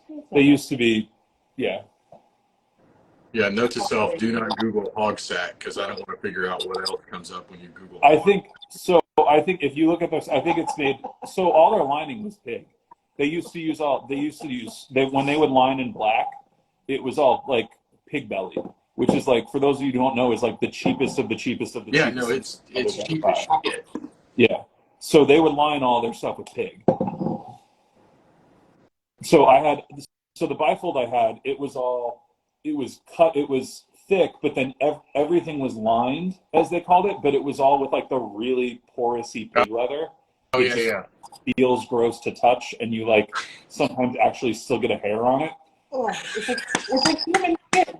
It's Li- the closest. It's literally. the closest. Well, animal. and honestly, it's what they make a lot of like municipalities use, like municipality contractors. For, like, cop stuff. Yeah, like a lot of like cop stuff is made out of. They'll use a nice leather on the outside and line it in pig. Yeah. Because it keeps the price down. Oh. So you're telling me you had a wallet that was lined in a hairy pig sack? There you go. Calling them hog sacks, I don't understand that at all. Very unappealing. That seems like a really poor marketing decision. I mean, it's yeah. I mean, there's a whole lot more discreet ways to refer to the leather as pig leather than calling it a hog sack. Well, maybe you're just not deep enough into. Yeah, maybe I just suck at marketing. I don't know. Like, I just have to think that if I was in that kind of brainstorming meeting around what do we call these backpacks, somebody's like, I was thinking we call them a hog sack. Let's go ahead and put that on the board because we're brainstorming here, so we're not going to rule out anything right now. But at some point, they had a whole list of things, and they went, nah. Hog sack.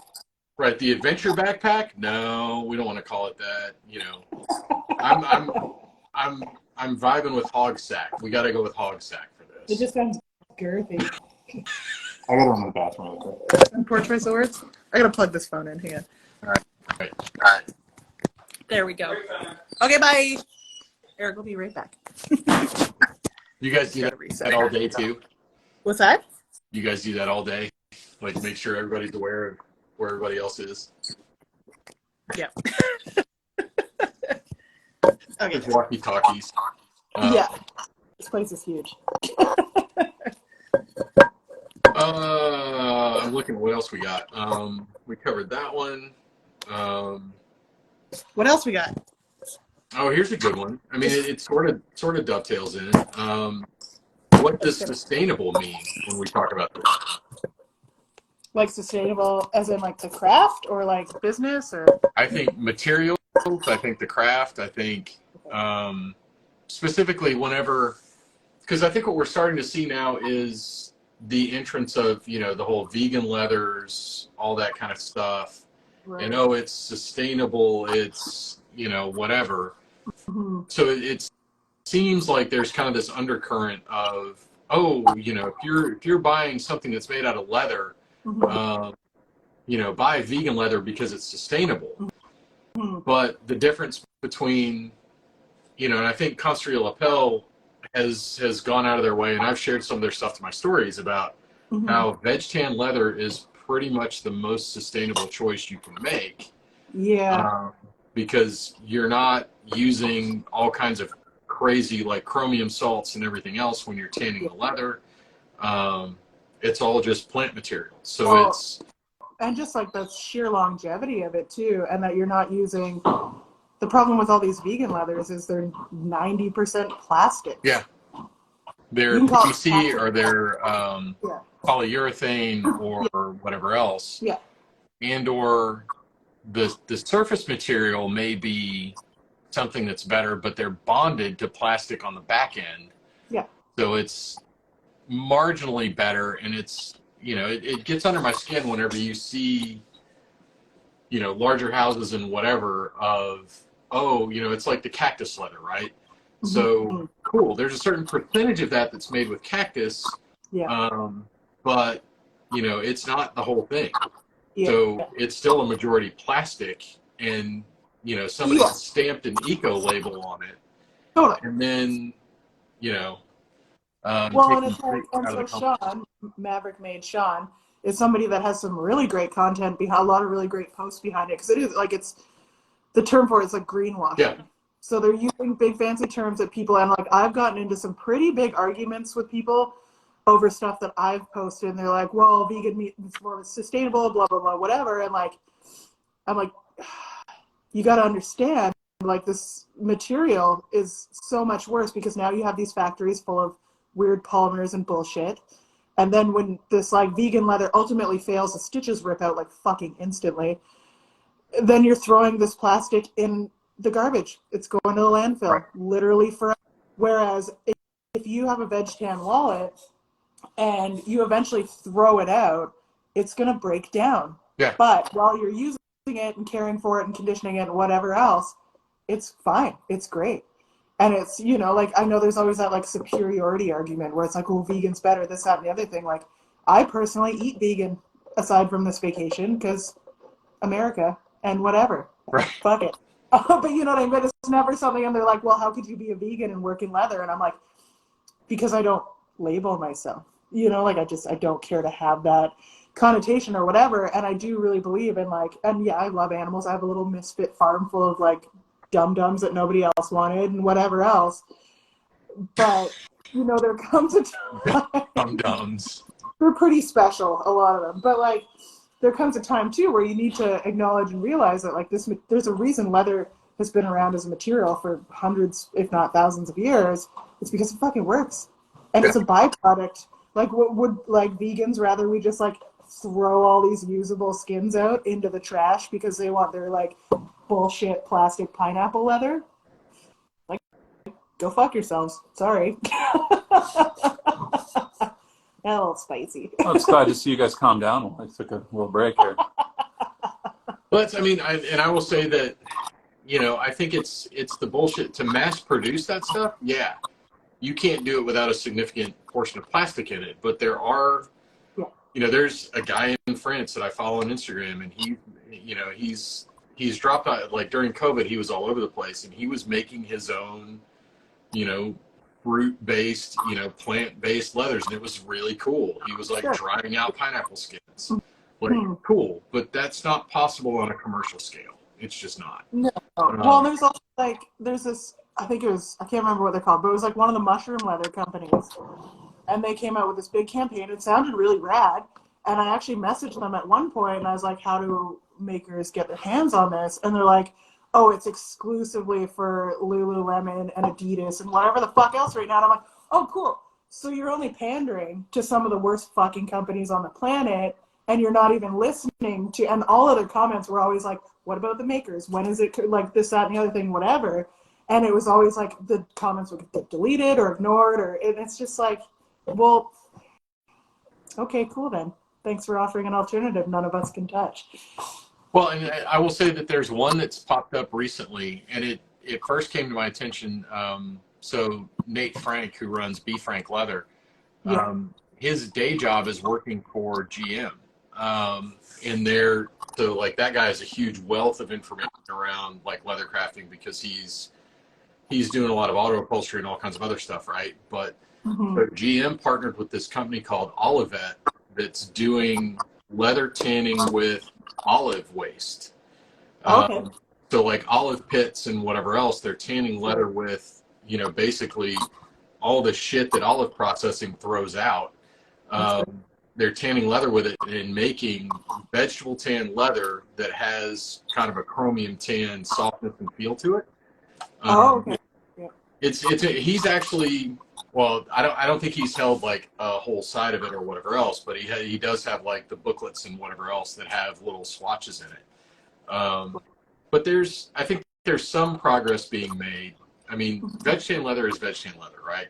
Yeah. But it's in order to, like with chromium tan stuff, like specifically auto upholstery and anything that's got like 3D shapes and you want, softness and all that other stuff, right? And more to the point of, I think the angle of that olive tan leather was price point. So by using olive waste again, it's like you're using waste to combine with other waste to produce something you can sell. So your cost structure is a lot lower. But I'll be interested to see how that stuff comes out, because they have been pretty transparent about the content of it, right? It's, we're producing like full leather. We're just using, excess vegetable products from other stuff to make it. It's not, this is sustainable eco leather that's, one mushroom in a vat of plastic. Yeah, and we're letting people make $100 yoga mats out of it. Like, cool guys, you're really making a big difference. Right. Or it was, God, the same person that wanted me to fix the saddleback bag turned around and was like, oh yeah, my friend sent me this site that has a tablecloth made out of like real leather. I'm like, a tablecloth? Ew. Right. And I was like, how big of a tablecloth are we talking about? She was like, oh, like 8 feet by like 4 feet. And I'm like, a whole cowhide, not a half. A whole would even be stretching like 8 feet by 4 feet. She told her if she could find you the hide, you'd make it. Well, and that was like, I was like, I don't think that's a thing. And I was like, send me the site where they, and sure enough, it was fake. Okay. So it's, so to people in the chat, so veg tan leather is called veg tan leather because it's processed using tannins from natural materials. So to say they've decided to use their leather, they've decided to tan their leather using byproduct from the olive industry is more of a sales point. That's just how leather's made, is by using natural tannic, like tannins. a natural. I think it's called a bark tea. I think it's called something like that. Yeah. Well, that's like Baker's does like walnut and like. That's how all veg tan leather. Yeah. Oh, okay. Chrome tan. Like once you get into chrome tan, that's when you get into synthetics being involved and blue baths and that kind of stuff. Yeah. But what you have to do is you have to get rid of the collagen in the hide, and that's what stabilizes the hide and turns it from like meat to leather. Yeah. And so for someone to say we're using, corn husk or olive pits or whatever is great. It's cool that you have that information, but that's just objectively how you make veg tan, unless someone there's not really, I don't think you can make veg tan with a lot of super synthetic stuff. Like you have to have those. So it has to be all down like lawn clipping, whatever it is that you're powdering and putting in that big pit. Right. I think the difference in the olive stuff was that it produced a leather that had a much softer hand than typical veg tan. So that's kind of the other part, is like a typical veg tan is going to produce a relatively stiff leather, right? Yeah. And that's where chrome tanning comes in, and I don't know enough about it. I'm not an expert by any stretch, but that chrome tanning process makes a really soft, flexible leather as opposed to, veg tan being much stiffer, right? Like water resistant and things like that too. Yeah. But even, and this is where, having a relationship with Bill comes in. So like the Opera Go Rain suede, you can make water resistant veg tan leather. That's possible. Herman Oak has one, don't they? Herman Oak has like that 1892 or whatever the hell year waterproof veg tan. Yeah, and I don't know enough about that, but I mean, is it? I made a laptop sleeve out of it. It's pretty damn water resistant. Is it like top coated, or is it? I think it's like hot stuff kind of with some proprietary waterproofing agent they won't tell anyone, That's or I mean, they will that's read the tag. I don't that's know. kind of what Latigo is, right? I mean, um, yeah, I think Sean, I think you're definitely exceeding my knowledge about uh, Ocotec Chrome Tan certification for eco-friendliness. Like I'll be honest, I have no idea what that is. Um, I don't use enough chrome tan leather. I mean, the thing I'd like to, when people have this conversation is, in the 80s, the EPA cracked down on tanneries, and there's a big reason that a lot of American dudes own Mexican tanneries. We'll put it that way. yeah, no, I It's, mean, the biggest issue is recycling the waste. It's not the leather itself. and that, Even I mean, in veg, people that tell you that veg tan is environmentally friendly or more environmentally friendly than other leathers, absolutely. Sure. But is it environmentally friendly as opposed to not making it? No, it's not. right. And that's just, if you use an American tannery, as far as veg tans are concerned, you're guaranteed that the waste is at least processed properly and that no byproduct is leaked out into the atmosphere. Yeah, which now that you've mentioned it, that could be why Acadia flipped their production to Mexico. Um, That's 100% why. That absolutely. yeah, so it was they were tanning. I mean, when I first started doing this, I was kind of really attracted to it because, oh, cool, Acadia is, tanning leather in Maine, and they were when I first started doing this, but all of a sudden, then they weren't, and they were then just basically doing drum runs from Mexico of the tannages that they were producing themselves. Yeah. So they were still. It was kind of the shadiness of they're having all the leather tanned in Mexico, but then they're shipping it back to Maine where it's being warehoused and then being fulfilled from Maine. So if you didn't see that happening and you kind of weren't necessarily paying attention to it, you would order a hide from Acadia and it ships from Maine and you're like, great, I'm getting American leather that's, tanned in Maine. And it just wasn't true. But it might have been true that it was a North American leather. North American, absolutely. If they say it's North American, made in North America, Maine, what's the first thing you think? Oh, they probably make it in Maine. Yeah. That's clever. Okay, so Sean's saying the standard 100 by Oecotech means every component of the end product has been tested for harmful substances.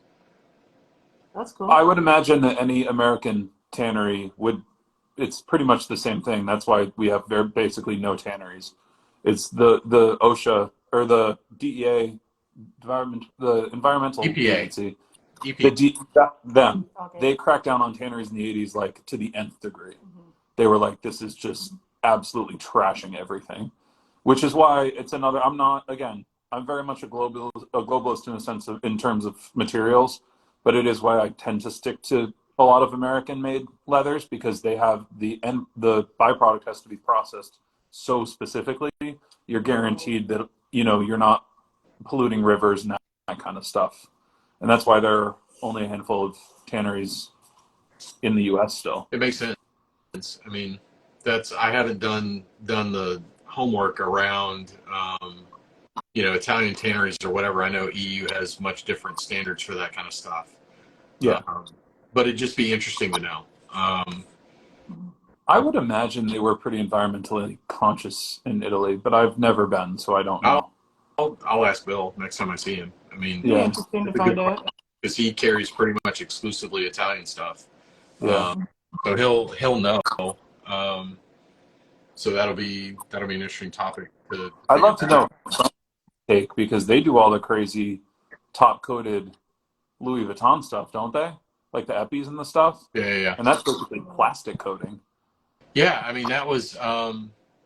I ordered some stuff from Florence last week for some commissions, and I almost ordered a natty Epi. Yeah, I mean that was, but the thing is, I couldn't tell from the site whether it was just, plated or if it was actual top coated like the real Epi is. Yeah, I would assume top coated because that's the whole selling point of Epi is that it's like waterproof and top coated. Yeah.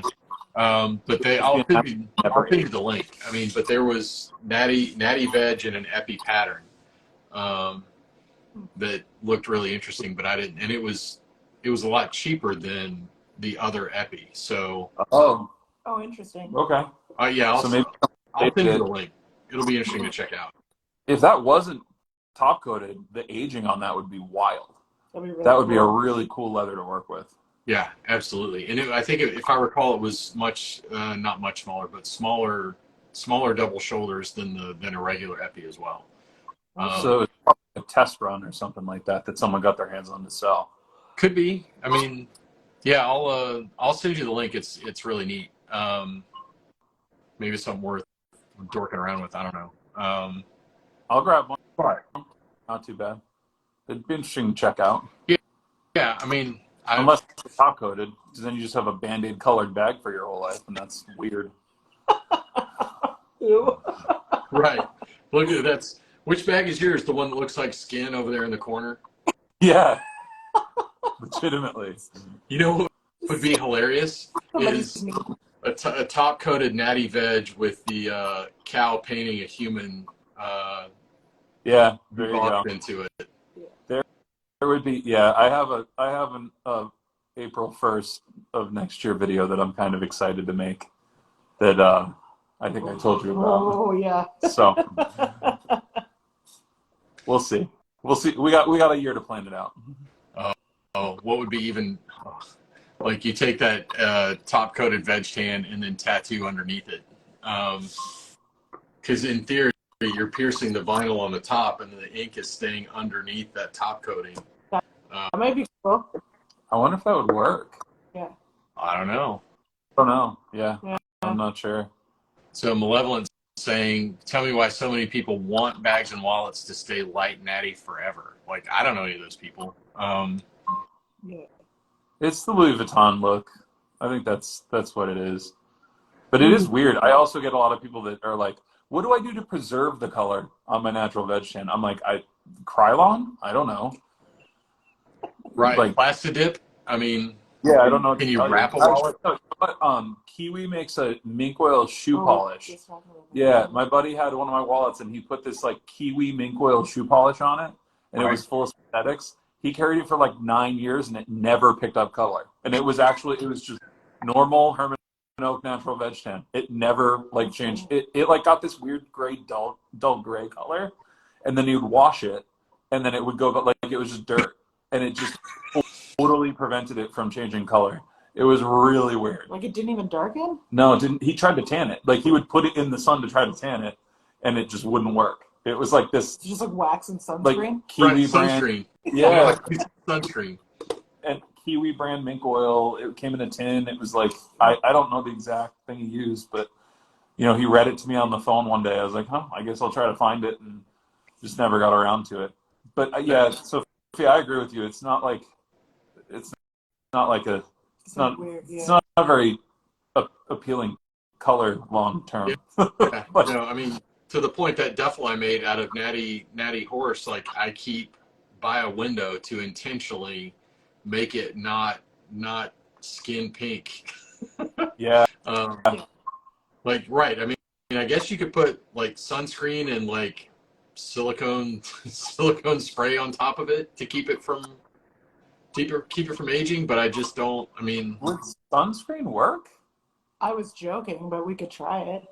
I highly doubt. I don't think sunscreen would work. I bet it would. It would though, because it blocks the sun from your skin. And yeah, but your skin's alive, and leather's not alive. No, but it's still flesh. Right, you still at the end of the you still get tanned. I mean, let's do a test and leave it by the window. All right. Do you have sunscreen? Yeah, of course I have sunscreen. Yeah. Wow, some people don't like sunscreen. How do you think I keep up all these? You see any wrinkles? No. There's like no. I will tell you, daily moisturizer with an SPF 50 sunscreen is the way to go to protect your skin. Gaining 40 pounds when you go on a medication and filling out your face also works, though. Exactly. Yeah, exactly. If you fill it out, all the wrinkles go away. There you go. Yeah, sure. They were I've had devastated. customers say they were devastated when their piece aged darker. So now we put a million this will patina disclaimer. That's weird. That's frustrating. I mean, I don't. it's part of it is like, well, in fairness, I mean, so Malevolent makes some really, really beautiful pieces. And I could see if someone bought like this really beautiful, you know, tooled and painted piece on Natty Veg and wants it to look, you know, just like it does forever. Like I get that desire. Keep the But contrast stuff. what's that? Like keep it. It would keep the contrast. Right. You know, when you have a natural snake going through a black dyed bag. Well, yeah. So It's like I was mentioning about sunscreen on tattoos. Like, yeah, I mean, well now we have to write only hands on a piece of leather and put it out in the sun and see what it does. with a splooge of sunscreen to see if it blocks it. We'd have to fully rub it in to make sure that it got full penetration, but that it wasn't the sunscreen blocking the sun, causing a shadow, because that would happen on veg tan too. Wait, like you built it up too high? If you like on it and like didn't spread it out. No, you'd rub it in like sunscreen. Yeah, that's what I just said. Oh, okay. Yeah. Yeah. It's gonna be a very scientific test. I mean, really, it's like we need to create the full-on Foursquare, a Natty Veg with one with just a, you know, mayonnaise squirt of sunscreen on it, one with it properly applied, one with it half-assed, and one with nothing, and see how all four do. You have to create your with sunscreen. Oh. It smells so good. I don't want to. You know, it already gets a little sketchy when you're hitting like any leather with a heat gun. Hitting sunscreen with a heat gun? Not in this room. We'll do it outside. We'll go in the barn. That's gross. So in the Foursquare, you got to put like raspberry body spray on it, and then Calgon, take me away. That's right. It would be interesting to see if one with like proper lotion sunscreen properly like rubbed in, and one with like spray sunscreen to see. Oh. Then you're testing sunscreen distribution as opposed to whether it just tans the leather or not. Yeah. But also, you'd want to tan it for multiple days because the one without sunscreen would burn, because you can burn natural veg tan. Yeah. And whether the other ones you have to reapply every day. That's the best idea I've ever seen. Put a Playboy sticker on one of them. I used to sell wallets where I would make, not Playboy specifically, but when that was big, when like people, I think it was like the early aughts maybe, when people would get like little things like on their hips. Late 90s. Yeah. I used to put lace over veg. I would put lace over veg tan and lay it out in the sun, and it would tan that pattern into it, and I would make like stuff out of that. But I would say like, this is probably going to go away. I mean, like I'm not charging any extra. You did one this with is probably going to. It was like a fern or something at one point, right? That wasn't me. That was someone else. But I know the picture you're talking about. But yeah, they sell stuff on Etsy like that now, and like infer that it's going to stay that way. And that's kind of like, that's no. Well, you did the like cyanotype stuff though. Cool. That's a chemical. Yeah. That's like a full chemical reaction and a top coat. You need to top coat that. Yeah. I watched the video. Yeah. Right. I've been watching your YouTube channel, Eric. Yeah. Like a good friend. Right. I watched all those videos, sometimes twice. At some point. Yeah. Yeah. That's that. I would do that for people, and they like that. It's just like a nice little start, and then you get to watch it fade away, and like it's kind of cool. But it's not going to stay. Right. Now that Only Hands Dude is laying lace all over his natural veg tan, keep your eyes open on Insta. That'll be the question of who's going to be the first one to, you know, ape the Only Hands idea, but with putting stuff on Natty Veg and leaving it out in the sun. The lace layer. People have to understand that like people have done this. Like the last 15 years, it's been a 3-year wave. There's always someone that comes out with screen printed leather. There's always someone that comes out with cyanotype leather. There's always someone that comes out with marbled leather, well, painted leather. Yeah. There's always someone that comes out with veg tan with intricate shapes carved into it that they use a vinyl stencil that they top coat and think isn't going to tan away. Like, that's happened every 3 years. I'm in my like 6th cycle of watching this. I'm not saying it's not original. I'm just saying like it's like a weird like generational repetition, like history repeating itself, except because it's the internet, it's like in hyperspeed. So it's like, guys, I just screen printed plaid leather, and it's like I can think of 3 other companies that did $20,000 Kickstarters, $50,000 Kickstarters, who just screen printed leather. Like, if we could just make a book that had 1 page and it just said you can screen print leather, like that's it. That's the coffee table book. Yeah. It's like 50 pages, and the one message is you can screen print leather is on like page 26, and then that's it. Yeah.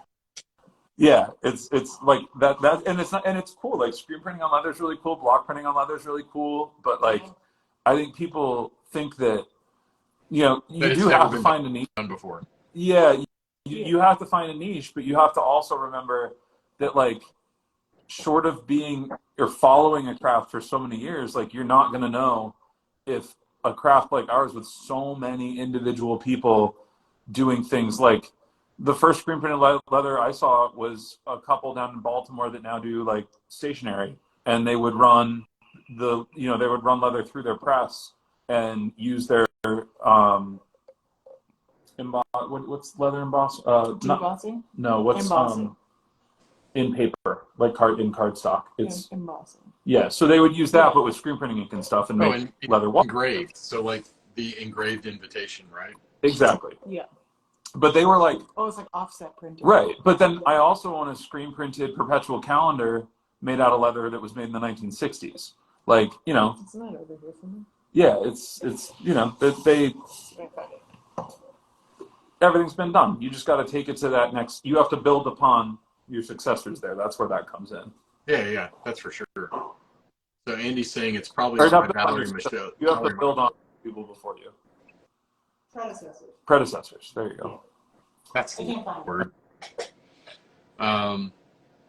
Yeah, so I think we got here through all the talk about sustainability, and all of the charlatans around, the alternative leathers or whatever. So that's how we got to where we currently are. Are we going to get into like greenwashing and companies being the problem, and shouldn't be our fault that the company decides to use a plastic bottle instead of a glass bottle and print cute recycle me and turn the consumer into the bad guy when it's really the company itself? Did you already go on that spiel? Well, no, I just said greenwashing, but yeah, no, same thing. I mean, yeah. Same rabbit hole. Using one leather wallet for 10 years is objectively better than using polyester or plastic-based wallets that are going to fall apart in 4. That's just, you can't really argue that. Yep. 100% agree. Landfill where it's plastic for. Yeah, kind of, but not. It takes a long time. Yeah, but not as long as plastic. I like that green plastic though. Don't they make There's biodegradable. So the mailers that I use, the shit that replaced the paper straws. I hate paper straws. It's not because I hate the environment. It tastes like shit. They're soggy, and then they did not have a straw. And then it was like a battle to see who could make like a straw that didn't suck, that wasn't plastic. Right. Even though 80% of the plastic in the ocean is from the fishing industry, we're going to put like the 0.1% on straws and make it like a consumer problem. Fucking one turtle gets one up the nose. Yeah. Yeah. But like, then everyone settled on like paper straws for a while, but like some had the weird wax stuff on them. Some were just paper, so you needed 4 to get through one drink. Right. Is that cane sugar now too? Yeah, but they came out with an eco-plastic that biodegrades in like 3 years, and now everyone just has plastic straws again, but it's an eco-plastic, and they have cups and stuff too. It's like, okay, cool, that's great, awesome. I have bubble mailers that biodegrade in 2 years. Yeah, and that's awesome. Like, if that's something we can do, that's great. I pay a lot of money for them, but I use them. Yeah, and it's, I think, at least around here. Well, people have to remember too, that's a great point. Plastics were invented to save the forests, and now we're going back which I'm not saying is a bad thing, but it's a flip, it's a flip-flop, Yeah. and you can't, as a consumer, put that stress on you. This is not a consumer issue. This is a manufacturing issue. Yeah. Well, I think Devin's right. The original straws were made out of paper. So then plastic straws were invented because paper straws suck so bad. No, it was because of like things like we were deforesting the country. And stuff, yeah. It was to save wood. Plastic was touted as this new thing that you could reuse, so we would save trees. And now we're going back to, and we're doing it sustainably, which is fine. But like, it just, when you know the historical, how history is playing out, it's kind of funny. It's like I have this theory, like as soon as flip phones went to iPhones, I said that one day a phone is going to have a special feature where you can just talk to someone without having to look at them. It's going to be full circle. Yeah. And it's pretty much that way already. like now that everyone FaceTimes each other, it's, and so you do have to pick your battles, but you also have to remember as a consumer that it's, unless big corporate changes are made, that cute little recycle me on your plastic Coke bottle is not your fault. They can ship that in glass. They shipped it in glass for 50 years. And glass is infinitely recyclable. The funny thing is here in Georgia, we can't, or at least in the Atlanta area, we can't recycle glass anymore. So it's because we only had like 2 single stream recycling facilities, and they stopped taking glass.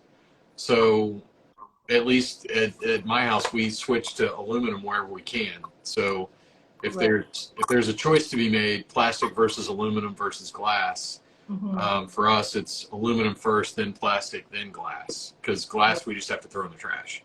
Wow. It's weird. Stop. Yeah, I mean, it's weird. That's very strange. They almost, I mean, because it's, as far as I know and understand, it was because the bottom dropped out of the glass market, or at least whatever dynamics are at play with stuff that's collected in Atlanta and wherever that then goes to be processed, was not able to, or it was like the secondary price of like crushed up glass was too expensive to have it recast into more glass or whatever. So there was these recycling facilities didn't have anywhere to sell it to. So Heather's mentioning, concert and sport venues in Colorado. Same here in Atlanta. Oh, there you go. So Andy's saying Decatur still collects glass. Decatur's a town around Atlanta. Isn't there like it takes more energy to recycle an aluminum can than it does to make a new one? I don't know. I do know that an aluminum can, once you put it in the recycling, it is back in your hand as a new aluminum can within 60 days. Yeah, but the fuel, like the fossil fuels needed to recycle it and then make it again, are greater than just mining aluminum and making a new aluminum can. Yeah, it could be. I don't know that part. I'm not trying to point fingers or anything. But I think there's like a weird thing there that I read somewhere a long time ago. Yeah, it could be. I don't know. I know at least for us in specific, it's a better choice than glass because I can't do anything with glass but put it in the trash and send it to the landfill. Also a better choice because Coke tastes better out of a 16-ounce tall can than it does out of a 20-ounce plastic bottle. So I will concur with that because whenever I stop in a gas station, I always will go for the 16-ounce Diet Coke as opposed to a bottle. Yep. When they introduced those 16-ounces, I was like, bye-bye plastic. We're going all aluminum here. Yeah. Because they just taste better. Yeah. That and the price of Coke has gotten ridiculously expensive too.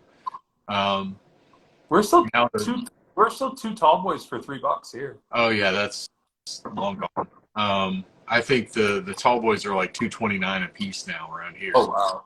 But of course, Coke is based here, so it could just be we're paying our own backyard. I don't know. Well, they also Coke is one of the brands that they have manufacturing facilities, like regional manufacturing facilities all over the world. Yeah. So it could be like your facility, and ours managed to keep their costs down on some random ingredient. Yeah, it could be. Like that. I want to say like 20 ounce bottles of Coke here are now at like $2.39, something like that. Oh wow! So it's, oh, there you go, $8.99 for a 12-pack. Yeah, I mean, I think I paid $8 something for an 18-pack recently. So the cans are cheaper than the bottles. Like, I think around here they're just tacking on like a convenience fee for the 20-ounce bottles. Yeah. Well, I know too. Like some areas are starting to implement like sugar taxes and stuff like that to Yeah, try New to York, to New make. York has it for a fact. Oh my God, that's one of my favorite jokes ever. What is it? New York they banned sugary drinks over like 20 ounces or something like that. Like no more big gulps or something to like. Yeah. And I think it was Colbert, or I think it was Jon Stewart. He says frozen hot chocolates are still legal though until they melt, which I just thought was kind of, for some reason that joke stuck with me. It's like years That old. sounds like a Jon I mean, Stewart Jon thing. Stewart was still on TV. Yeah. That's hilarious. Or it was either him or Colbert. Yeah. But it was like, yeah, I was wondering, like maybe they could have, it could be a tax that Atlanta has for sugar or something weird like It that. just melts on your table. No, I mean it's really like any Coke product at all, period, is like $2.39 for a 20-ounce bottle. Doesn't sugar, no Okay. sugar, doesn't matter. Mm-hmm. Oh, that's weird. So that's is what it is. I see, and It's that's hilarious. sad because I collect glass. Like I love old glass bottles. Yeah. I have Melissa. I have a whole wall of old glass bottles, like Tons of them. like screen glass soda bottles, and I love sea glass. I'm not advocating that people throw bottles into the ocean, but like sea glass, you never find sea glass. It's very hard to find sea glass now. Oh, really? Which is like the most. That's literally the most white person thing I've ever said in my life. But it's it is weird to in the last 10 years to have noticed a decline in finding sea glass on a beach. Like this? There you go. Where I live, we have my mom's got like a whole bucket of sea glass. I used to be able to go out and like every walk I'd find 2 or 3 pieces, and now maybe one every 2 walks. Also, kudo, my mom was telling me one day, she's like, yeah, I've seen people on Etsy and they like tumble their sea glass. Yeah, you can make your own glass, which is actually fucking cheating though. It's cheating, but if you're in a place where you can't recycle glass, fair enough, and you could make your own sea glass looking stuff and use it as like decoration around your house, that's pretty cool. That is pretty cool, actually. Yeah, I take it back. Yeah, I mean, like changed my mind. Chuck, you own a tumbler. You can make your own sea glass. Oh, that's a nice one.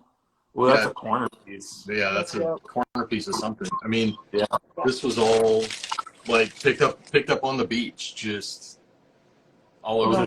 Those are solid chunks. Yeah. There's some brown ones. This one's still a little sharp on the edges. I realized I was an asshole. I realized I was like I questioned my own morals one day when I was walking on the beach and I found a piece of sea glass that was a little too sharp, so I threw it back in the ocean to finish.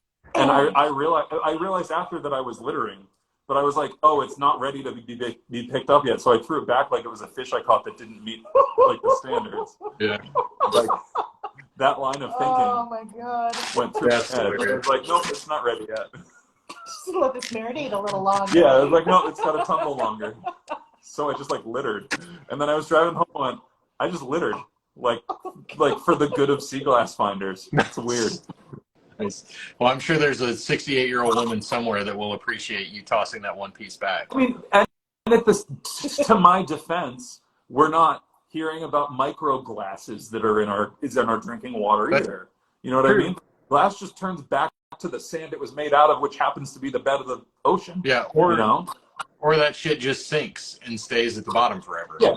Again, I am not advocating throwing glass into the ocean here. What if a turtle got it in its nose? I don't think that happens.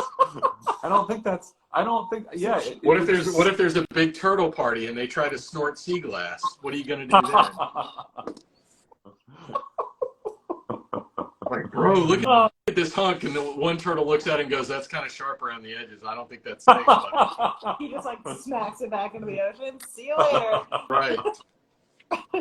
Then he gets picked on by his turtle buddies for not being down to snort the sharp glass. Yeah.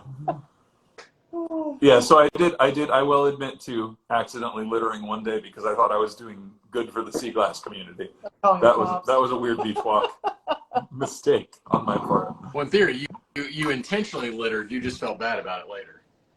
Oh yeah, and I didn't see it as littering. I thought it as like finishing a piece of sea glass so that someone. I was like, someone's gonna find this and it's gonna like make their day. Because it was like a good chunk, and I threw it back into the ocean. I was like, I'm doing a good deed. Right. And then I took home and I was like, you're just littering. You just littered for the course of sea glass. Did you talk to it at all? Say, you'll be okay, buddy. I need you to go back out there and cook for a little bit, and I'll be back in another couple of years. No, it was literally like I was like, I saw it from like, it was a pretty far distance away because it was green, and I picked it up and I went, oh, it's not ready yet, and I just like tossed it and kept walking. And as I was walking, I was like, I'm really jealous for the person who finds that when it's ready. Just start staking out that spot. Yeah, right.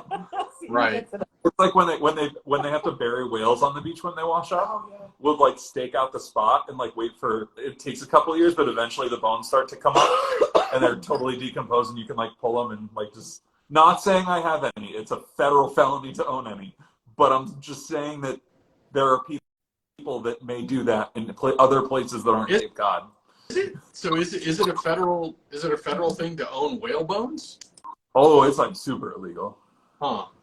Yeah. There's a lot of protected and like birds. I did taxidermy like years ago, and there's certain birds too where like if you find a dead one, you don't pick it up and stuff it. You gotta call somebody. Yeah. It's like a whole thing, and like with like bigger game too. Like my old mentor, I think either he had found or somebody he knew had found like a cougar or like a bobcat or something, and like they had to call in somebody very specific, and then you had to like get tags, or they had to have it for like a certain amount of time before they'd like release it out to you. I think just to make sure maybe how it died. I can't remember though. This was like 10 years ago, so Huh. Yeah. one of the best. Blackbird RVA saying, Porter is a huge fan. Can you expand on your super future days? The super future days. So it's weird because menswear really hasn't. Does Melissa need to stop touching the fucking roadkill? No, I just at it. I haven't done it in like it's been about 10 years. Yeah, it's been a long time. I used to make some really cool shit though, so. It's been 10 years since I've touched roadkill. It wasn't even roadkill. We'd get like, I won't get into it, but it wasn't roadkill. That's weird. Do they have like taxidermy farms where they raise like the perfect rats to put top hats on after you kill them? And No. I never killed anything either. And we do like mounts for like hunters and stuff, and like skull cleaning. And... Or like the frogs you get in Tijuana where they pose the frogs in like a bar and it's like 6 frogs playing the piano and with a little trumpet and stuff. Yeah, we did this one show and it was called Mad Max Beyond Rodent Dome. And it was all like taxidermied rats as like Mad Max characters. So like I did a Tina Turner one. And my friend did like Master Blaster. It's pretty sweet. It's a weird time in my life, but like a fun one. Nice. So back to Blackbird's question on super future days. What is a super future day? So super future is where basically all this came from. It was a fashion form. It was like an avant-garde. It was like there were the hypebeast forms. There were the sneaker what was it? Not Kicks.com. Sneaker forms, I think. And then there was Super Future, and Super Future is where I started Quarter, because it was kind of a little bit of everything. So it was, you had people still dressed today like people dressed on Super Future 15 years ago. Like the style hasn't changed. It was very much like early trend setting. Not trend setting, but trend spotting. Right. Had people wearing everyone from Andy and like to vintage t-shirt collectors with single stitch but we were all buying it for like, I just pulled out a Bulls training. I have like an early 90s Chicago Bulls single stitch training t-shirt that I got for $5. Like, there were vintage and it was a form. That's it. It was a good old-fashioned form. It still exists too, doesn't it? It does, but they turned it more like the whole. I think that the guy who built it originally meant it to be like travel guides to different cities, like avant-garde travel guides, and it became became the most popular thing. And so that's where I initially learned about the Japanese Renaissance of turn of the century American workwear. And then that's where I learned about Red Moon and all of the Japanese leather makers. There was like one or two guys that would buy. Back then it was basically Wild Swans, Casey's, Red Moon were the three big ones. And then all the Red Moon, he had a different brand for like every 3 weeks he was doing something different, Eternal stuff and all that other stuff. Yeah, he'll just make a new bag and then make like a new brand for it, and then like just make that one bag for a new brand. But like like there it was kind of Hypebeasty, but they had the Hypebeast forums, and I was on there too. But I would sell to those two forums, and that's how I found my audience. It was just built in. Like I was like, I want a Red Moon wallet, but I can't afford one in the United States, and I can't order one online, so I'm just going to make one. And then I immediately had a 30-person wait list, because I don't do Reddit that much, but it's, from what I've heard, it's pretty much the same. It was the same thing. It was like immediate, like we didn't have social media. All we had were these forums. But if you were a trusted member and you sent one wallet out and then another trusted member got it, that was it. Your business was started. Then you had you had 30 people sending you $100, and you could order 5 hides and make a wallet. It was very interesting. And then back then, that was, blog posts were important, blogs were important, getting interviews in blogs were important. Like, I mean, everyone, I don't know if everyone in this chat, a lot of y'all are getting much younger than I, making me feel real old, but you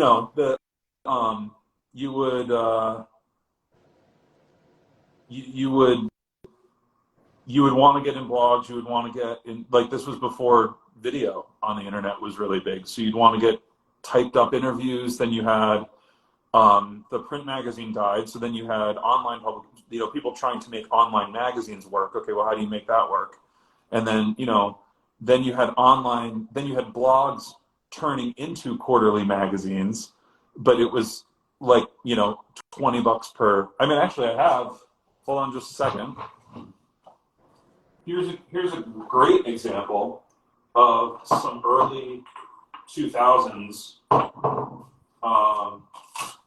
stuff that happened. Now, this is stuff that happened because there were no options online. So this is I don't know when Hypebeast did it, but this is Hypebeast magazine, like a whole print mag. And then Inventory was the big one. So Inventory was a beautiful magazine that ran for, I have 1 through 5.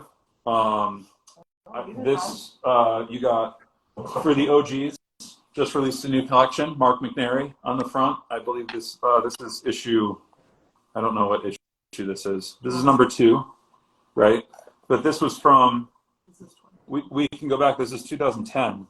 And you have Missoni here looking pretty modern, and this scene just never died. It just became. This is 2009. Yeah, these are 2009, 2010. Yeah. So this is almost 15 years ago. But even then, this is going into the design, a Japanese brand designing a shirt, and then here are their mills that they brought over from America. And so, a lot of the stuff that people think this is a new trend. This scene this is what I grew up in. It's not, this is what, as a business person, as a leather worker, like, that's when I say things take 3-year cycles. Like, this is from 2009, 2010. Yeah. Those were the super future days. Those were when things got real, like, Like, I think this is Andy, which she's I can't pronounce her last name, Ann Demulser, something like that. Which I'm going to get sacrificed for by other Super Future members. But she does what they call that goth ninja style. So like the real drapey black, like streetwear style. That was a thing 15 years ago. Like it just kept going. It's just like, what's his face? Rick Owens there were a lot of Rick Owens collectors, but then you also had like Vism collectors. Once Capital came out, people started collecting them.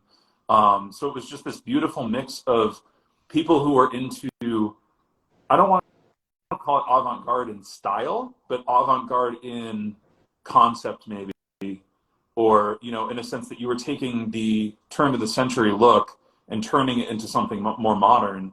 And they were into the warp and the weft, and they were into, you know, what the neck of a t-shirt was made out of, and they were into, you know, the machine that a pair of jeans were woven on. They were the first really like rich, hyper informed consumers in our niche.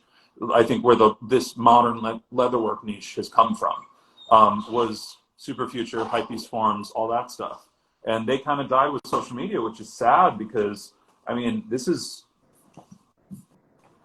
gorgeous stuff. This is like, you know, so this is Sidney Lowe this is a forum member, and he's a professional photographer.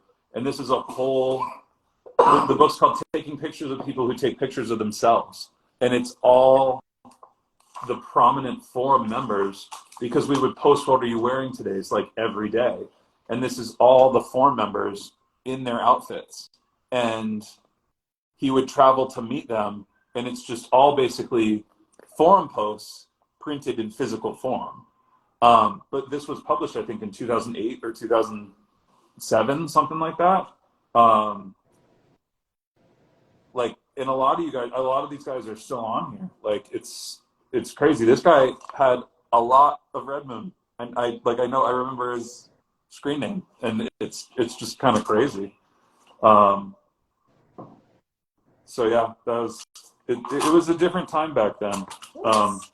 It must have gotten wet. At one point, Heather asked, "Hey, do you remember Xanga? Xanga. Xango. Xanga. I don't know. I don't. Yes, and Styleform I was on a little bit too, but Styleform was much more like dudes that had to dress up. It was about like Aldens and like dress shirts and stuff, and not super exciting. I mean, it was fun, but it was more about watches, and you know, they cared more about Brooks Brothers and watches and suit tailoring. Whereas Superfuture was sort of the much more modern / vintage / little bit of everything, but it was more conceptual, creative, and exciting, basically. And so there was one called, so you had a voting system, so you got like a votes down vote. Yeah, you basically got karma. No, you couldn't downvote or upvote, but you could give someone karma. Oh yeah, if they made a good post, you give karma. So if you were going to buy something in the for sale thread, you click on someone, they have 2,000 karma. You're like, like they're trustable. Yeah. And there was one dude that was like devil something or whatever, and he just his little profile thing just said make it red. So he had like 20,000 negative karma just because. And it didn't mean, it was just like how trustworthy a person was if you wanted to buy something for them or from them, or use them as a proxy to get stuff from the country that they were in. Because back then no one had websites. So like, you know, we've talked about the proxy thing the whole time. And I have plenty of other I have dozens of magazines from back then. But yeah, that was 15 years ago, and we're still doing the same shit.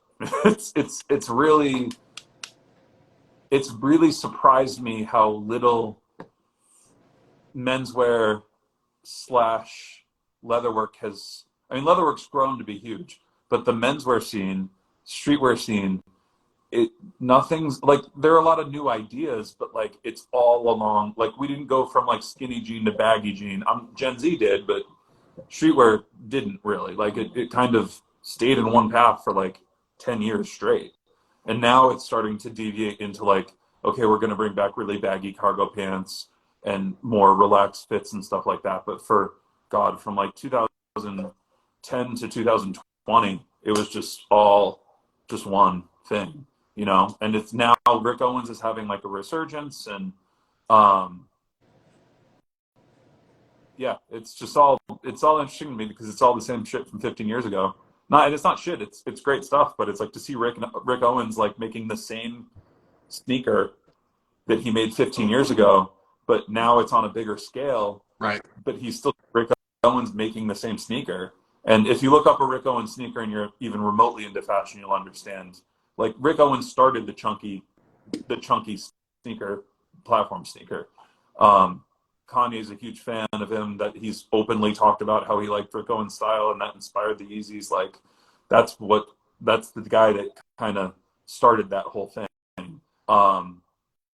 Yeah, that was the Sufu days. It was pretty crazy. It was fun. It was a little bit Wild Westy. There was a lot of drama in the end, and now I think Hollows, Nick from Hollows Leather, is still posts. A couple people I keep in contact. Like, I'll DM a couple people like on Instagram that I've kept following, but Super Future Leatherworkers, there aren't many left, like, that I know of that are still doing it. Ray from Black Acre he was in it until maybe 3 years ago, and he's one of the best designers. I mean, go to the Black Acre. His page is still up, and look at some of his pocket shapes. They're just gorgeous. It's just absolutely beautiful, perfectly inspired by Japanese leatherwork, but taken back to American work. And it's all horse, it's all hands. Well, I think he did a little bit of machine sewing, but absolutely gorgeous stuff. And Nick from Hollows, of course. I think there was Obi Leather. That was another one. And then I think Border State Leather. And he was one that I think he's still around too. And he would have been doing it for like 15 years now, but I think it's still like a side hustle for him, or if he even exists anymore. But, and then you had your Billy Kirk and Tanner goods. And Tanner came after Billy Kirk. Billy Kirk's been around since the late 90s.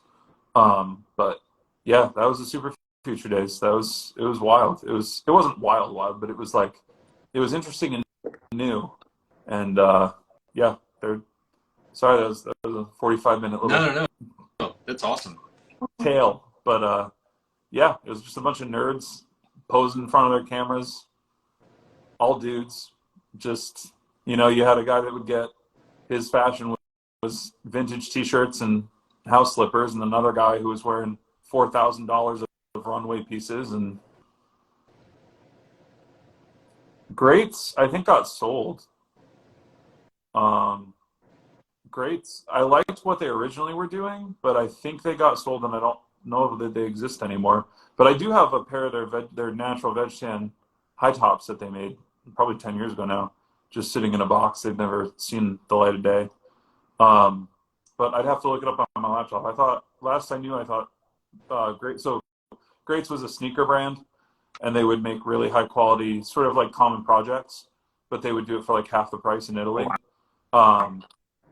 I'm pretty sure John Buscemi had something to do with it. And I think he's now doing like golf stuff and a pizza place and like a super high-end leather company. Yeah, that's basically all I got for you on Greats. But the shoes fit nice. I mean, if they're still around, give them a try. I don't cut shoes in half, so I don't know what's on the inside, but the ones I have are comfortable. That's all I can give you. It was very interesting to see. They were trying to disrupt the market, and they did it. And then I think they sold off. I think they were just a company built to sell. They do Sepia's lead design. Oh, interesting. So they did get sold. I'll have to take a look at them. Honestly, I haven't paid attention to them in a long time. Devin's asking, any tips for layering pockets nicely? I'm making a product with like 6 to 8 pockets stacked. Horizontal if you can. Dive the hell out of everything. Yeah, skive the hell out of everything. Pretty much. Skive the hell out of your T-slot bottoms. You can go thick across the regular thickness across the top, but the T-slot bottoms have to, without getting into the full-on like acetate lining stuff. Yeah, you could loop them too. Yeah. But then also make sure that the design is balanced and it's not just one piece of leather on one side and 8 card pockets on the other, and your tee's taller. That'll keep it thinned out a little bit too. Yep. That's like a breast pocket wallet. No matter what you do to it, though, there's no way to make that small unless you're doing like a trucker wallet. You can get 8 pockets in a trucker wallet, no problem. Yeah. But it has to be 8 inches tall. I just can't imagine carrying that much shit around. I I'm more of a minimalist, and like if I only carry a card if I absolutely have to. Um, Yeah. Horizontal with rolled edges, guide to around 0.2 millimeter. I mean, make the damn thing, my guy. I don't know what else to tell you. Yeah, go for it. Roll with it, see what happens. I don't have enough Melissa. We don't have that. Did anyone ever have enough Melissa? Open question. Yeah, I gotta stay for a month, so. Yeah, she's sticking around for a while. I know, that's what I heard. So, hanging around. So Yeah. is the process like for you just have to tell somebody like, hey, I'm going to be there an extra month in terms of like being in the States for a little bit longer, or? I think, I can be here for like up to 6 months per year. Oh, okay. Without a visa, because I'm not working, I'm just hanging out. Gotcha. So, you know, it is what it is. I think I just have to like switch the flight. We got to switch flights, and then I think I have to pay for extra insurance because I got a tricky gallbladder, and knowing my luck, it would happen like the day after my insurance ran out. So I like how it's the tricky gallbladder, but I'm like dropping 2x4s on your head daily too. Oh yeah, it's dangerous. We're like building. Have you made anything while you're there? Not. We've played around with some stuff, but We not haven't done yet. any leather work. Yeah, we're like kind of rushing for a plumber, Yeah. so we had to get a whole room framed out, but we had to get the floors finished also, and now we have to get the floors laid in the new room and pull the drywall down and then put green board up on one wall but not on three, so that a plumber can come in and rough in a bathroom. And all this has to happen because I have renters moving into the house that I'm living in 2 weeks. So we haven't done any leather yet, but we are planning on doing some other work tomorrow because we have a break day. Sunday. We are planning on doing some other work on Sunday. And we have floors to finish tomorrow. That's one coat though, so that's what we're done by noon. Theoretically. How do you deal with corporate inquiries that refuse to give you their budget with an ask? You say then I can't give you a quote. Or you just quote them really high. Yeah, you just quote them. It's going to be $1 million. Yeah, I mean, I've had companies that they're like, they'll say like, you obviously say, what do you want? And corporate, I don't know what your volume is. Let's say 100 pieces. Let's say 50 pieces. If they want like 50 card holders with their logo on them in black leather, I'd just quote it as 50 retail. And if they come back and they say that's too high, then you're in the space where you can batch it out and you have a little bit of wiggle room. But I wouldn't budge. I wouldn't go much lower than that. Yeah, that's how I do it. So it's an order for 50 pieces of something, but they're like, give us the price and pictures. So just quote them retail. But it's to the point of, I'm not going to make 50 pieces of something unless we have an agreement. And you're going to pay me for 50. Get your materials. Always get your materials paid for on an order like that.